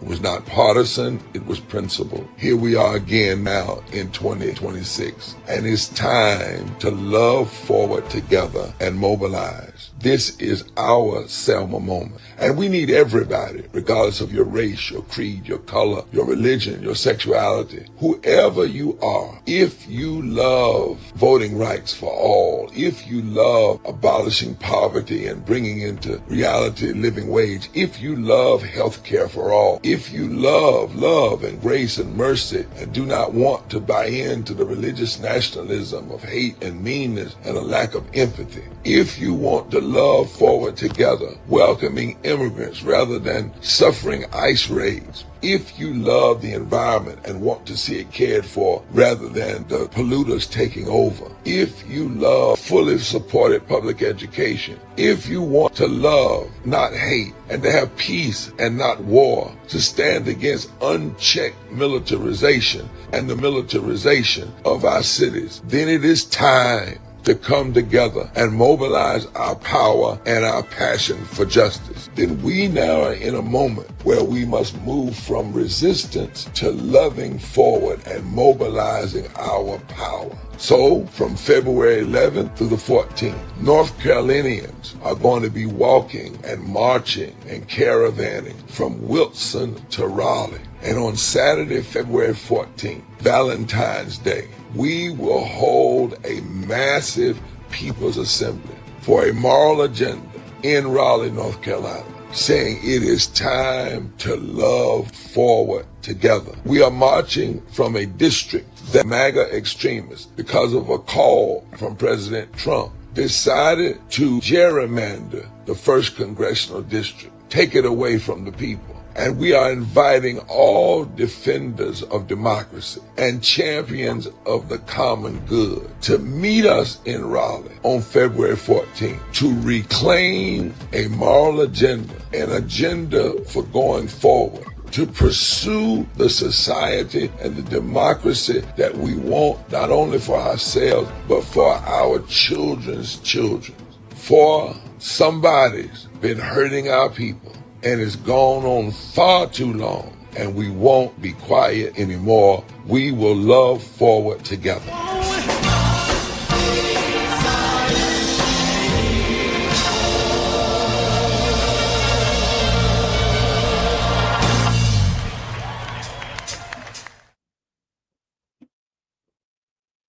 Host joining us right now is Bishop William Barber with Repairs of the Breach, Poor People's Campaign. Bishop, always glad to have you. Happy New Year, Frat. This is taking place in North Carolina, but this is really a national call. It is, Roland. Thank you for having me, and glad to be here. I'm at a place I can't be on the line, but I'm glad to be with you. We must nationalize state movements. I don't know how many times I can say that. We need to be rallying the people in our states, and it doesn't even have to be partisan. It can be principled, and mobilize in a way around what we stand for. What is it that you stand for, and that you will stand for it, regardless of what we've talked enough. We have to do the critique, but resistance only gets you so far. The Bible says you have to write the vision for people to run, and you have to write it for people to mobilize. And we have to get people to grab their passion and say, I'm fighting now, not just who I'm against, but what I'm for. And Roland, the reality is, I can talk all day. It's one of the reasons I'm going home. I've been out in the nation, but going home to nationalize this. In North Carolina in 2025, Trump won by 180,000 votes, 1,830 votes per county. Over 300,000 Black folk that were registered and had voted infrequently didn't vote. Over 1.7 million poor and low wage people who had voted were registered but voted infrequently and didn't vote. And you look at these numbers in Georgia, Trump wins by a little over 100,000 votes, but over 300,000, 400,000 African Americans didn't vote. Over 2 million poor and low wage people who had infrequently voted and tended to vote progressive did not vote. And people are saying, what? You ask them why, and they say, nobody talked to us. Nobody spoke to our passion. I don't totally agree with that, but my point is, there comes a time when you can't just say what Goliath is doing. You have to decide it's time to take the mic from Goliath and say what you stand for and what rocks you stand on, if you will, Roland. And that's why we're going from, the last straw was for them to get this is how it went down. Trump called our state, MAGA, and told them, take this district, the 1st Congressional District, predominantly Black. And they said, okay, and went down and redistricted it. But the numbers they use, Roland, they are based on 49% turnout or less. And in that same district, Trump won by 11,000 votes, but hundreds of thousands of folks didn't vote at all in that district. And we're saying to folks that you can't keep just resisting and talking about what is it that we are fighting for. 3 days we marched from Wilson to Raleigh, and then a massive. And lastly, you know this, it's not just a rally. People are going to get that day on live Mhm. stream. There were 7 things to do what you and I call micro organizing. That's right. Yeah. Well, here's a perfect example. I'm showing right now. This was when we were in Austin, Right. and this is a drone shot we had, and it was a multi-day march to the state capitol, and you were there. Beto O'Rourke was out there. Reverend Jesse Jackson Sr. was out there, and the thing that that so this was July 2021. So here we sit, January 2026. We saw what Texas did, stealing 5 seats. We saw how they passed all of these voting laws. And I remember there were people who were then saying, "All right, man, y'all sitting here, you're doing this march." But as we said, we talk about micro to macro. The problem with so many of these other folk out here, they want to have one big old rally, get lots of attention, and then you go, okay, well, what the hell you do? What's next? And all I've heard in the past year, Bishop, and you and I talk about this all the time. I've heard more people say, "Hey, man, who's doing something? We're waiting. We're ready to go. We're ready to do this thing." And the problem is too many organizations, too many churches, too many black churches, too many civil rights groups, others. They've been non-existent. Chatting with, doing email fundraisers, and the people are saying, "Where's the plan of action to fight back?" That's right. Where's the plan of action, and what is it that we're fighting for, and how are we mobilizing so that there's a movement, not just a moment? When we went to Texas, as you remember, about 100 folks started with us, but thousands showed up. Now, we encourage people, you and I, to keep doing it, right? To keep going, build it out. Folks said we'd never seen this many people come to the State House at one time. We said, if you keep moving and keep mobilizing. Now let's go from that to the fact that you've got 3 million poor and low-wage folk and frequent voters. Go after them, but you got to go after them with talking to them and real policies. The problem is, Roland, too often we're leaving folk out. And I'm saying to politicians, you can't just run this year on who you're against. What are you for? What's going to happen if you get to be the governor or the senator or whatever? What's going to happen in the first 50 days? What are you going to make happen? And all of us, the organizations, if you've been waiting to do something, I mean, when the big, bad, deadly, ugly, destructive bill, Roland, you were there. Some of us, white and black and others, went to D.C. and made a call. Come now. Come to the rotunda now. They arrested us. I know folks saw it because millions of people saw it online. But do you know some folk were doing something else? I don't know what they were doing. And then after it was over, they said, we didn't know. Now, there's a certain part in which you can't claim ignorance, But let's just say folk didn't. Okay, here we are now, 22 million people. 20 million people are losing health care. That's who you got to organize. That's the power. People are losing food stamps. That's who we must mobilize. So our effort, and I'm saying, Roland, every state ought to have this. And preachers, hear me. You ought to do this in your state. You ought to get thousands and thousands of people, have a massive group, but not just for a day. And then you ought to lay out your plan for micro mobilizing and organizing and civic engagement and voter push in each county. And Roland, you know why we're doing February 11th, 12th, and 13th? It's not just because it's Valentine's Day. It's the first week of early voting, same-day registration. So we're going to be So out there. that's called having a reason, having a rationale in terms of what you're doing, and not just gathering, because you meet and you're pushing people towards something to do something. Because that's when early voting starts in Texas for the March 6th primary. That's it. And I would love it. We're trying to model. It would be an amazing, if there are any folk from Texas right now and preachers down there, you all could do this. Go join us. Do one the same weekend. You can do it and you could do this in 3 weeks. Bayard Rustin didn't have 6 weeks. maybe 8 weeks at the most, to pull off the March on Washington.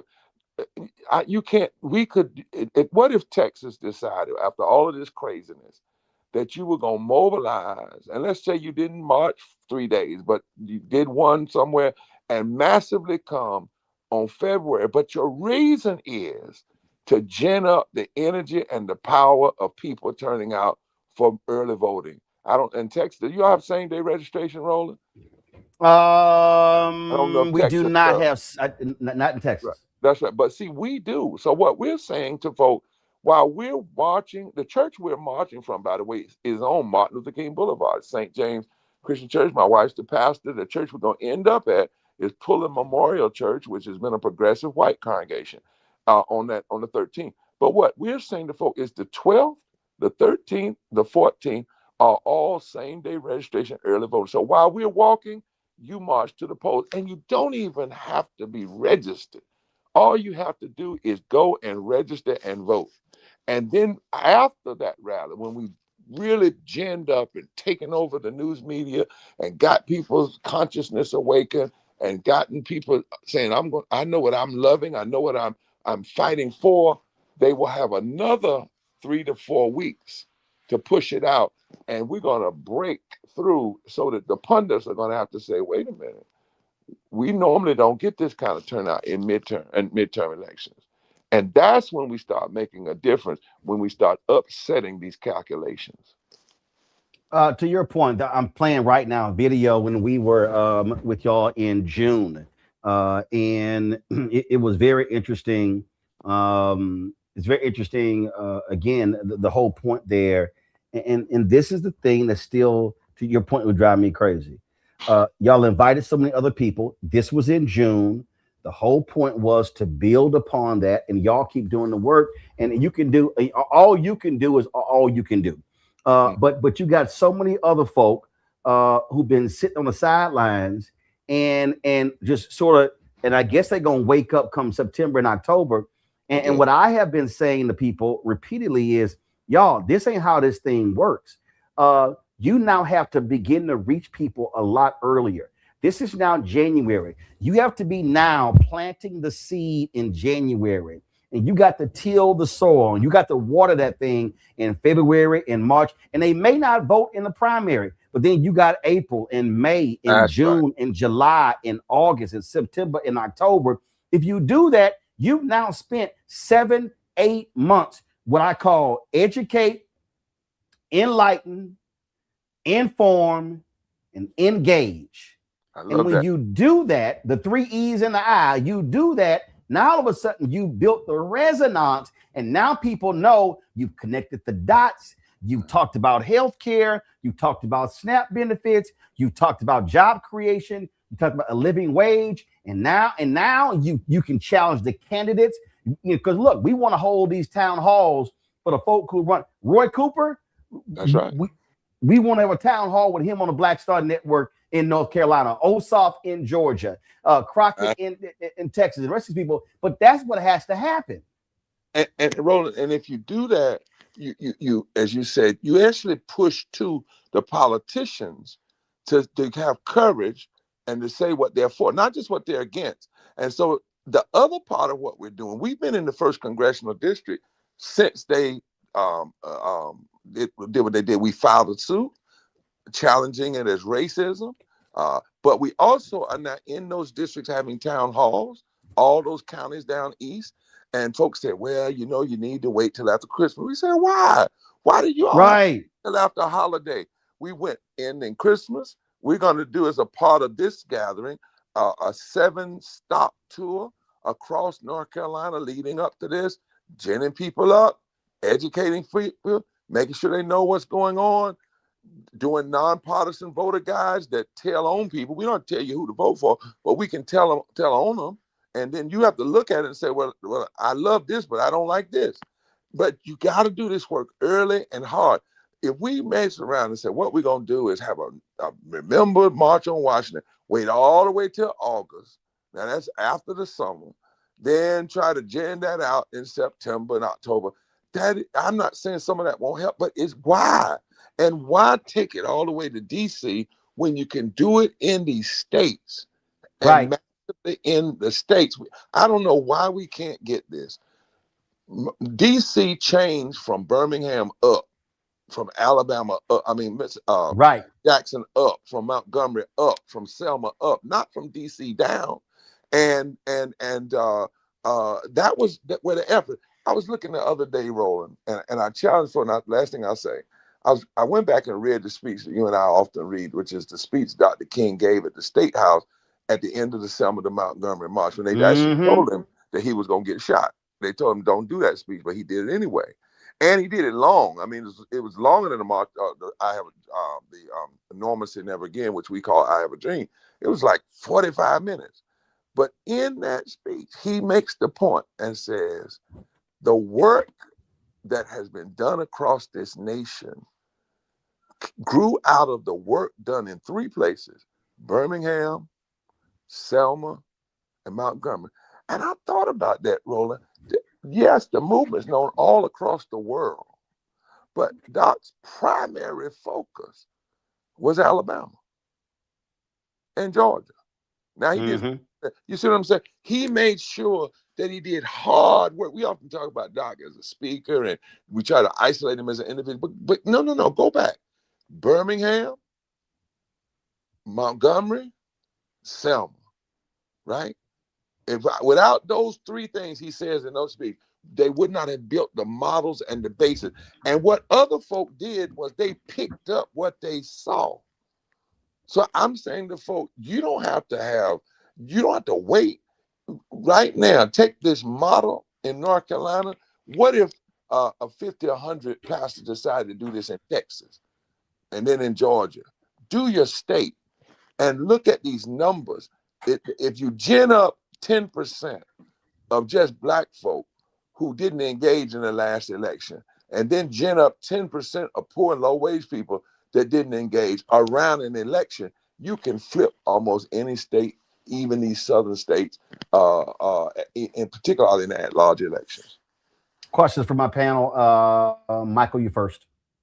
All right, Reverend William Barber, I think this is fantastic. And my question to you is, for some of the people who are with you in this movement now, they say, yes, brother, we get it, we're with you, but they didn't vote in November 2024 election. What are some of the driving issues that cause them to realize, okay, we have to be engaged now? What are some of the driving issues or the reasons that cause them to say, okay, we get it now? Well, let me say a couple of things. I'm glad you raised that question, because I just got out of a 3-hour session yesterday. You know, I'm like Roland, I'm a fact person, I'm a numbers person. So me too. We touched 11 million poor and low wage voters 3 times during the last election, a nonpartisan way, but in a very powerful way. We just had our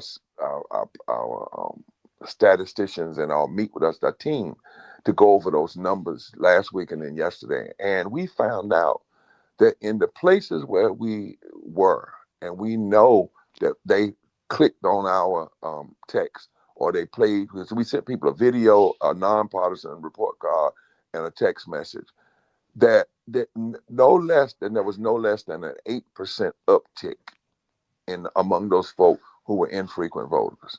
Now, part of the issue is, if we'd had more resources, we could have done it more, because the extremists are hitting their people 12 times. Right.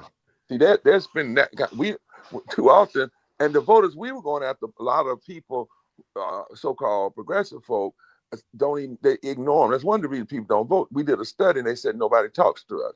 So you can reach them. Now, to your point though, we are in a moment now where people have been hit. Like, you remember that commercial when it says, "Thanks, I needed that." Remember you put on the screen?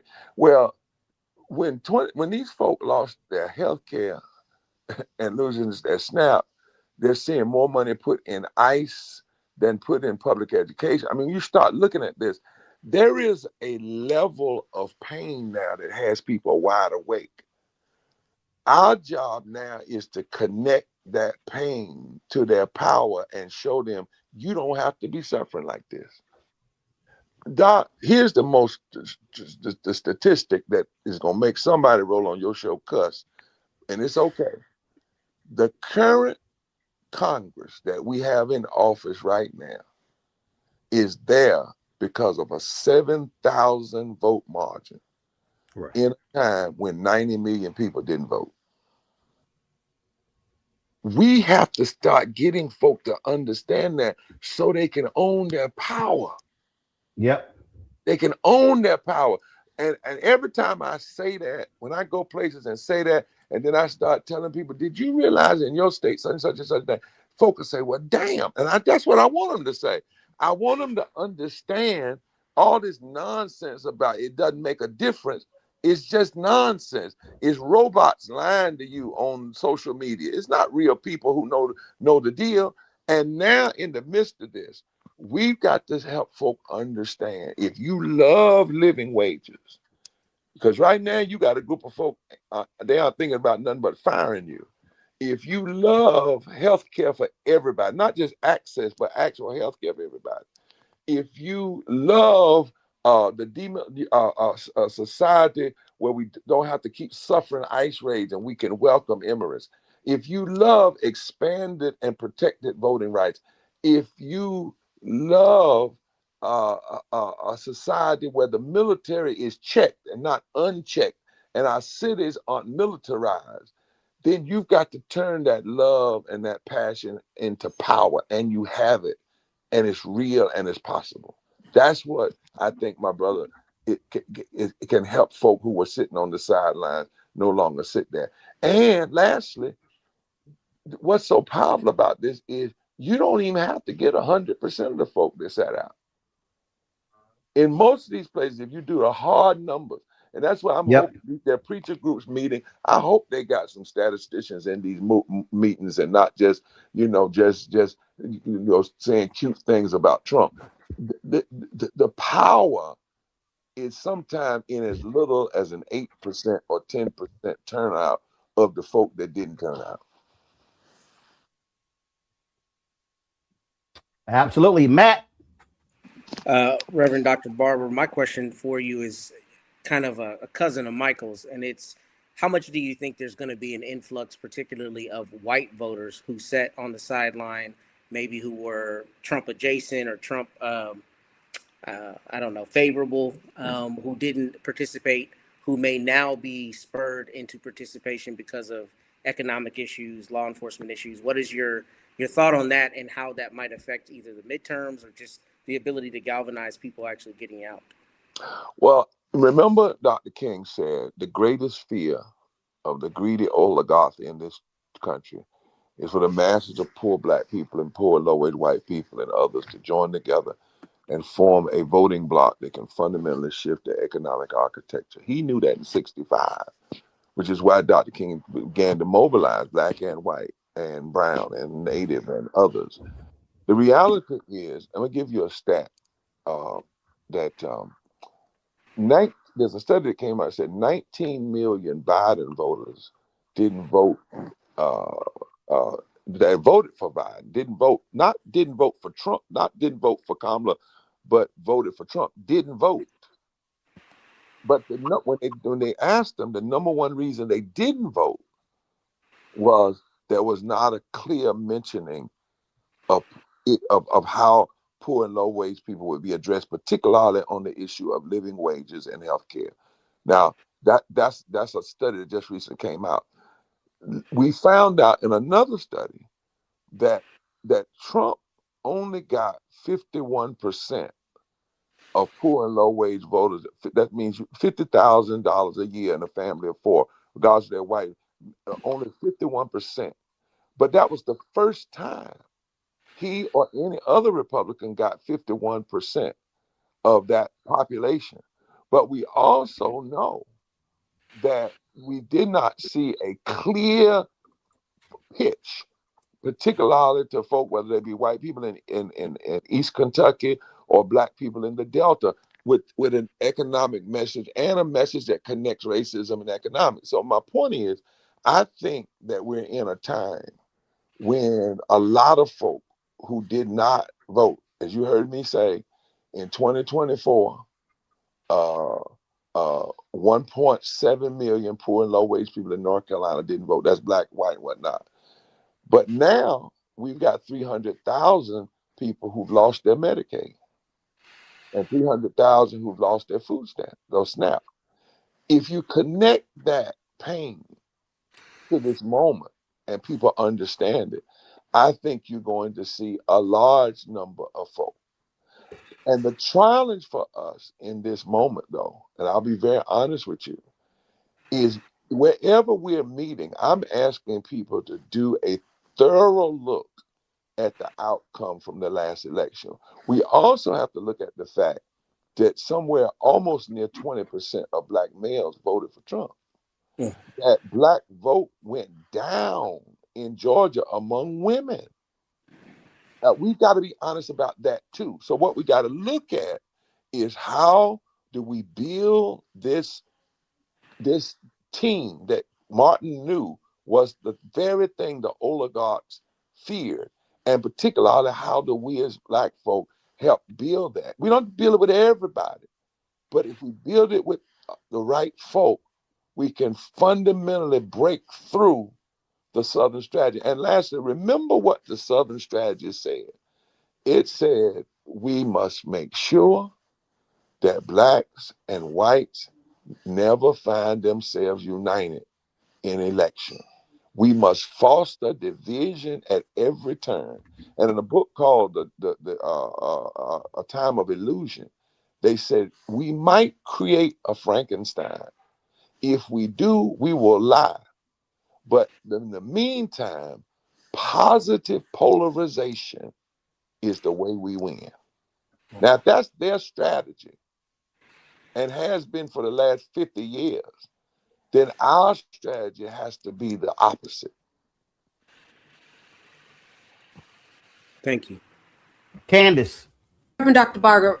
Barber, in terms of where the people are to go and meet them and let them know the issues, to let them know the dates, where would you say those places are? Is it the church? Is it going door to door? Are there other ways that you are finding that the people that need to get to the polls can be reached? What are those doors that you might be opening that might be new, that folks might not think of in terms of how to get folks who haven't voted out to the box? Well, thank you so much for that question. If I might, as they say, take a scripture. When after the day of Pentecost, the people were told that this is how you organize people. You start in Jerusalem, you go to Judea, you go to Samaria, and then you go to the uttermost parts of the world. So let's just say I'm a church and we've got folk that's ready to go out and mobilize. First thing you do is make sure everybody in your church is mobilized. Don't let them folk lie to you. Don't think just because you got 20,000 folks sitting up on Sunday morning that they actually turn it out. You need to have a mobilization team right inside the congregation, right? Number one. Number two, draw a 5-mile circle around your church, that building where it sits, and make that your next target. And inside of that target, go to the communities closest to your church that represent poor and low wage voters, because the greatest potential for expanding the vote is among the 80 million poor and low wage voters. In the last couple of elections, 30 million of them didn't vote. And you heard me say the number one reason is no one talks to them. Number two, make sure you understand that you can't just preach a sermon on this. It has to be strategic. And then you must take the church into the street. I don't believe in just like preaching in the pulpit. Wherever there's places in the hood, places in communities. And remember, when I say poor and low wage and low wealth, I'm not talking about somebody just, $20,000 a year in a family. From $50,000 in a family for down is where we've got them. 50,000 down. So wherever those pockets are, and if you're mobilizing, in other words, we also have to mobilize from the Delta to Appalachia, from the Delta to Appalachia. I'll tell you a quick story and I'll stop. When Bashir won in Kentucky, y'all know the new guy, we were mobilizing in Kentucky, in Louisville, and in Hazard County. Now, you know the Dukes of Hazzard, right? Yes. Folks said, Barbara, you are crazy. They're going to get you out there in Hazard. But what folk didn't know is that in Hazard County and Harlan County, those are the counties from which Justice Harlan came, who was the only Supreme Court justice to vote against Plessy versus Ferguson.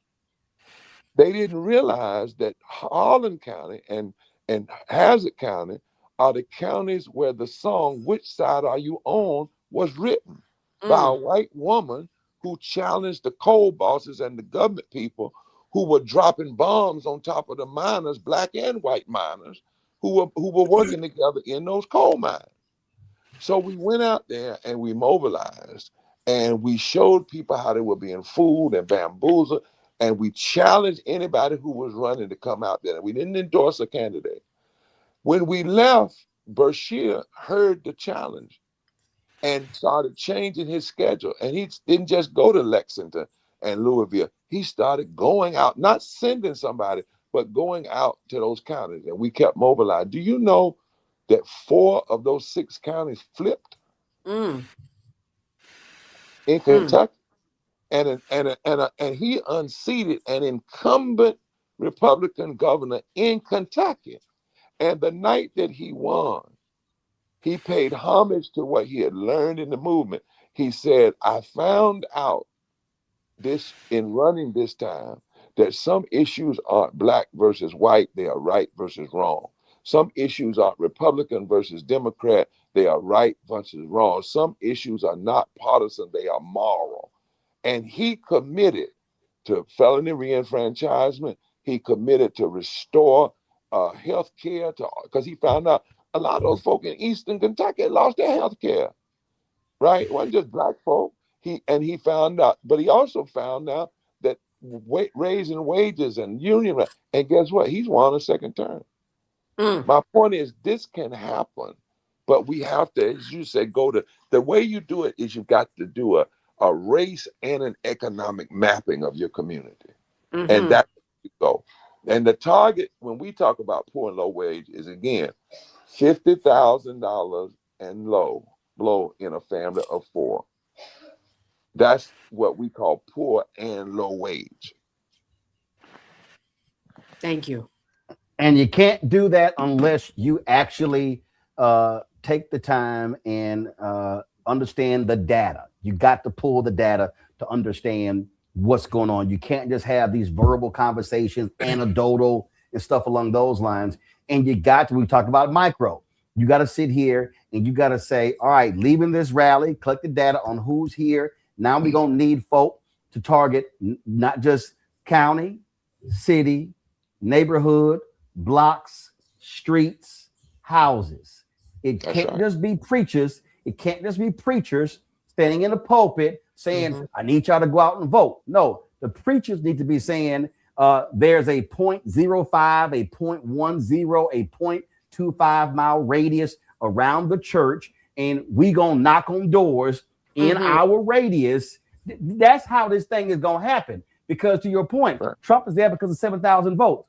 They can lose if you mobilize 7, 10, 20, 30, 40,000 people, and that's just done one by one. That's micro to macro. You can't do macro to micro.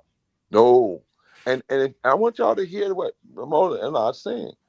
The current Congress that is turning loose this president, most of what he's done, he could not have done it without the Congress, right? He could not have passed a big, deadly, ugly, destructive bill.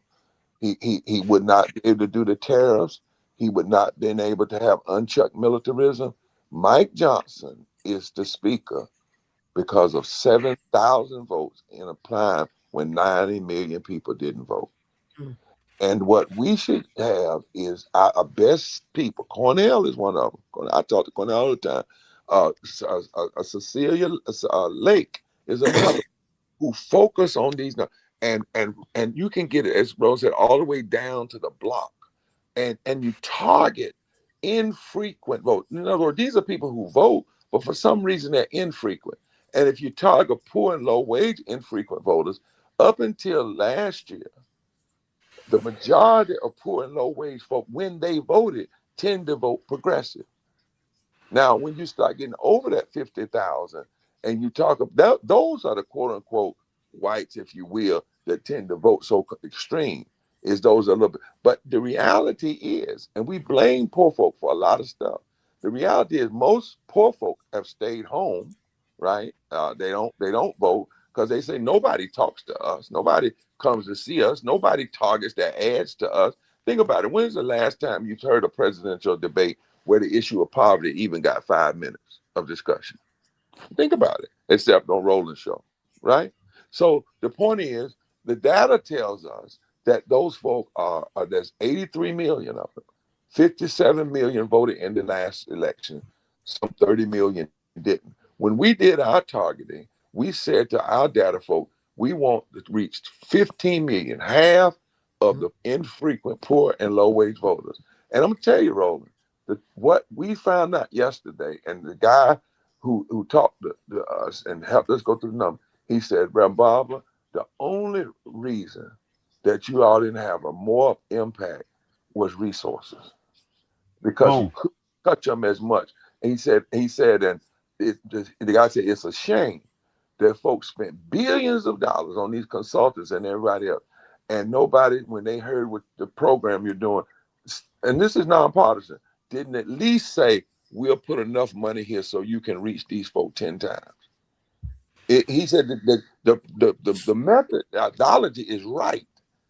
It's the funding. And we got to understand, everybody's not interested in all the people participating because it would shift the power. But if we say to folks, of all our talk, 7,000 votes in the Congress and who people voted for made the difference between whether or not you have who you have leading the Congress. That ought to be both frightening, but it also ought to be encouraging, because it tells us that winning now is whether or not we're going to intensify and embolden our voting power agitation. That's it. Folks, February 11th through the 14th, taking place in North Carolina, blackstarnetwork.com. Put the graphic up, please. Blackstarnetwork.com will be on the ground in support of this with Bishop William Barber, repairs of the Breach Poor People's Campaign. And so again, if y'all can pull the graphic up, that'd be great. Again, this is taking place on February 11th through the 14th. We'll be running that promo video. We're gonna have more details about this. But again, folks, what Bishop said, this is not just about North Carolina. You should be mobilizing, organizing in your state as well. Bishop, always a pleasure. Appreciate it. Take care. God bless. Forward together. Thanks a bunch. Going to a quick break. We come back. Headlines, Black Star Network headlines with Brittany Noble.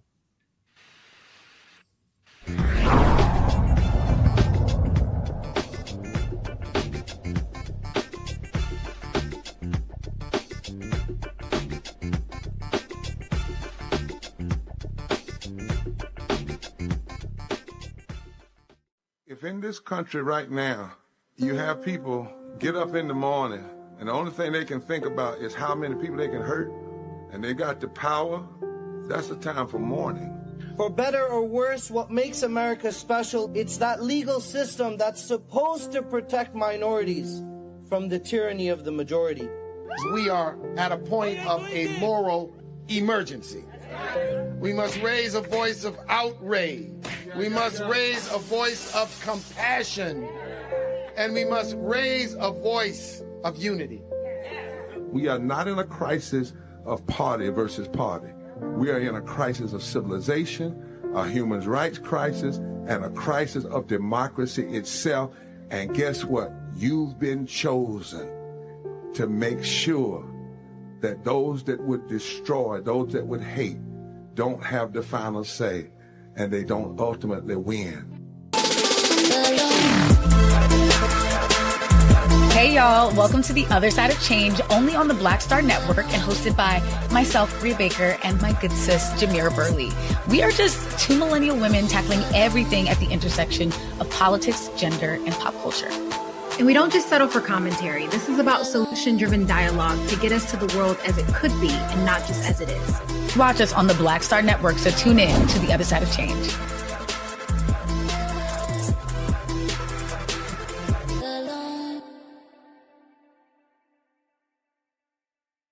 Melanie Campbell, National Coalition on Black Civic Participation, and Black Women's Roundtable. And we are watching Roland Martin Unfiltered all day, every day, 24/7. Spread the word.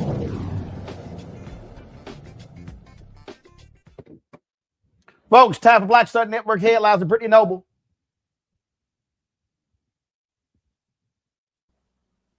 Muted. Brittany, you're muted. I apologize. I'm ready for headlines now. There we go. Federal prosecutors have initiated a new criminal investigation into New York Attorney General Letitia James. This comes after a grand jury previously declined to indict her twice on unrelated criminal charges.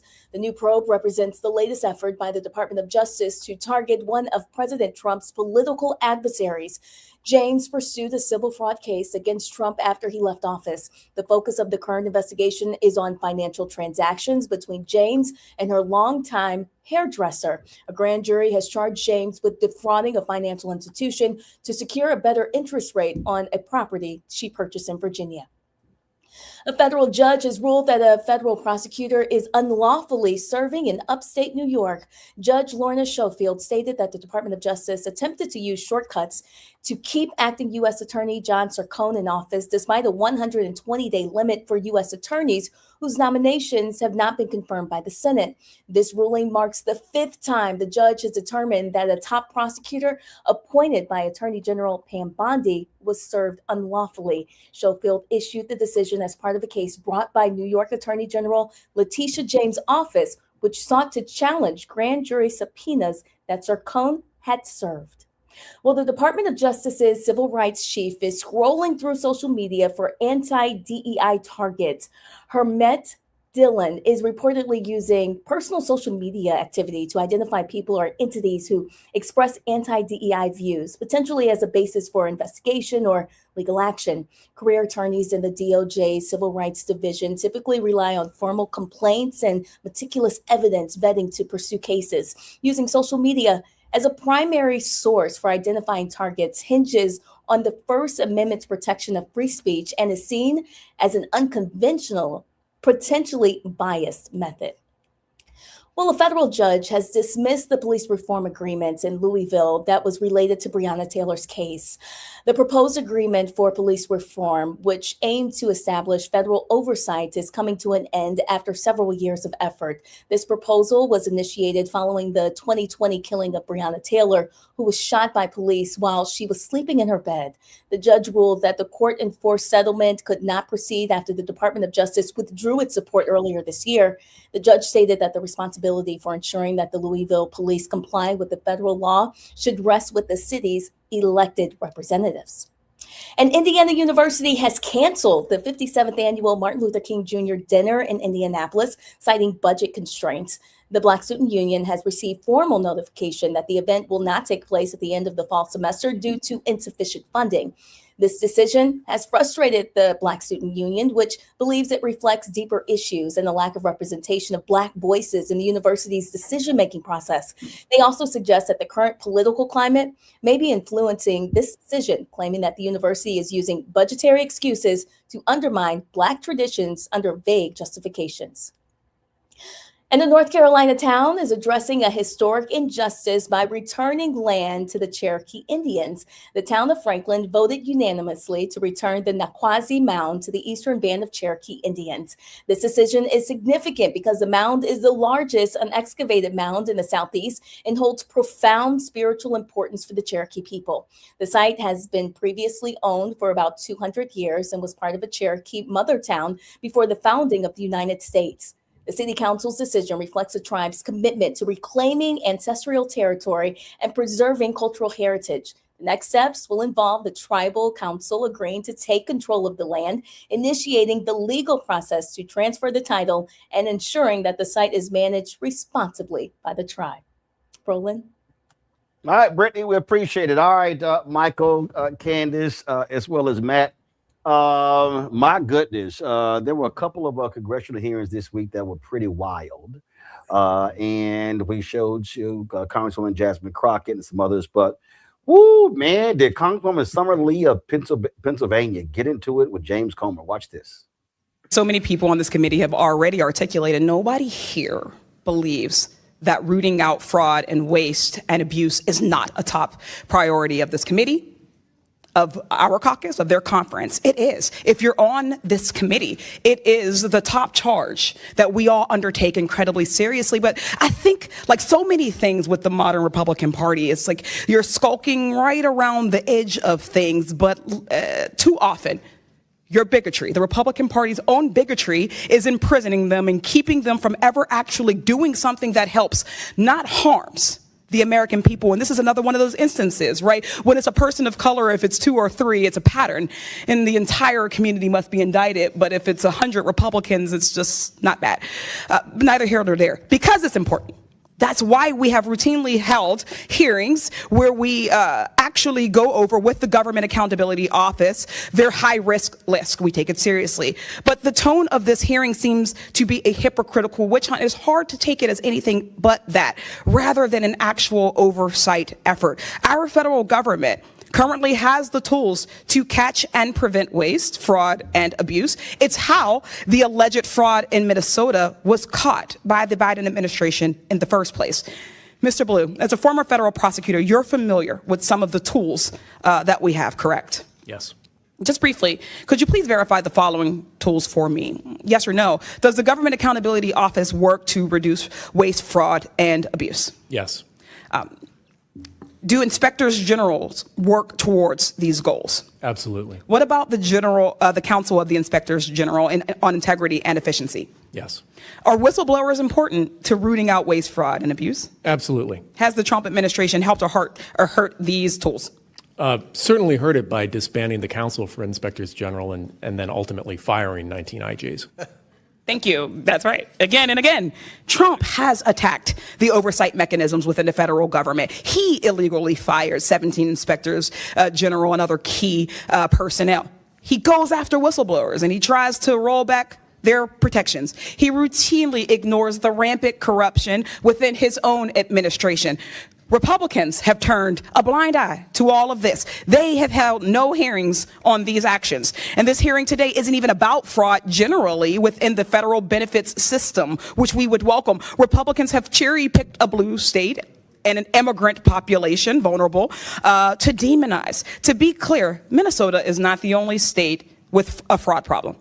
To truly tackle waste, fraud, and abuse, we need to approach the issue with a scalpel, not a mallet. Discovering that people are committing fraud in the federal program does not mean we should smash the whole thing and end it. It means its oversight mechanisms need to be improved. That's why it's so disappointing to see that the Minnesota House Fraud Prevention Committee that our witness, the Honorable Kristen Robbins, chairs, has issued no reports on these uncovered schemes. It hasn't advanced any legislation to address the issue or even shared whistleblower reports with their Democratic colleagues. They've just held a bunch of hearings and generated headlines, something our committee is all too familiar with.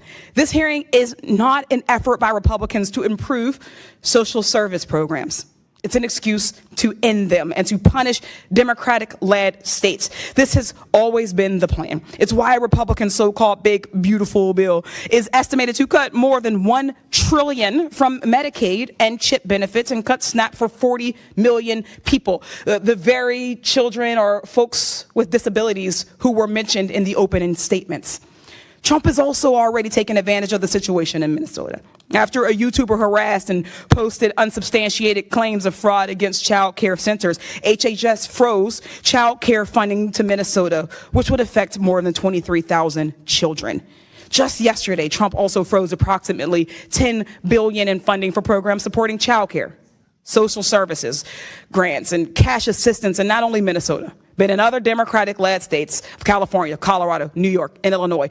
No matter what party we're elected to, we represent the people of our district, Democrat or Republican. We represent as the federal government all people of all states, irrespective of how they voted. That's the charge that I took, and I would like and hope that you all would do the same. When so many of these social service programs are being gutted and defunded, fraud becomes even more harmful, as that means even less money is going to people who need it. People need these programs. This situation should be an opportunity to take a deep look at the programs and improve their oversight abilities, not an excuse to cut them entirely. If we care about the most vulnerable, if we care about the most marginalized, this is an opportunity to do so, and I welcome us to actually do that one day. Thanks, I yield back. Ms. Lee, the IGs are hired to identify fraud. They haven't identified fraud. The IGs have failed. But anyway. You all have failed. No, you all continue to fail. We've done nothing. You've had the gavel, Mr. Comer. We barely do hearings on anything that actually affects change. You have power here, and yet you don't do anything. Yes, he actually initiated this, sir, but thank you so much for your opinion. You have failed. I yield it back. Chair recognizes Mr. Perry from Pennsylvania for 5 minutes. Thank the chair. Oh, that's how you get that ass, Matt. Yeah, and that's how you show receipts. I mean, you know, look, this is the same kind of cognitive dissonance we always talk about on the show, but they're the first ones, Republicans primarily, to talk about, you know, rule of law, you know, the process, the whole deal. And then you gut the oversight for that. If you really wanted that, then you would beef up those processes, not remove them. And, you know, I'm glad that she called that out. I'm glad that she specifically said, you know, don't we already have weren't there mechanisms that were supposed to root out what you're claiming is this fraud and abuse and waste? And if you get rid of those, then you're talking out of both sides of your head. And we know that the administration has been doing that. We also know that DOJ, from my understanding, did not post the results that it was talking it was going to have. So that's all lip service. It's all rhetoric. And I think that rhetoric is not going to bode well for them when it comes to the midterm, because what people are actually seeing is inflated cost, and they are not seeing cheaper groceries as they were promised they would be seeing very shortly upon Mr. Trump's return. Michael? Yeah, Summer Lee exposed more of this nonsense coming from the Trump administration and coming from these feckless Republicans in a very unproductive 119th Congress. And this is an example. So you had Trump fired 17 inspector generals because criminals don't want oversight. That's what this is about. Criminals do not want oversight, and they want to remove those mechanisms that will be the guardrails that will investigate them. And it's also important to note that the prosecution of Somalis, like in Minnesota, when it came to the COVID-19 fraud and things like this, that began in 2022 under the Biden-Harris administration, under the Biden-Harris Department of Justice. Okay, so Comer doesn't want to mention that for some reason either. But this is the result of 7,000 votes, as Reverend William Barber said. The reason why Republicans are in control of all these committees, the reason why they're in control of the House of Representatives, is because of 7,000 votes, and out of however many million who voted in 2024. So this is what we have to change in 2026. These are consequential elections.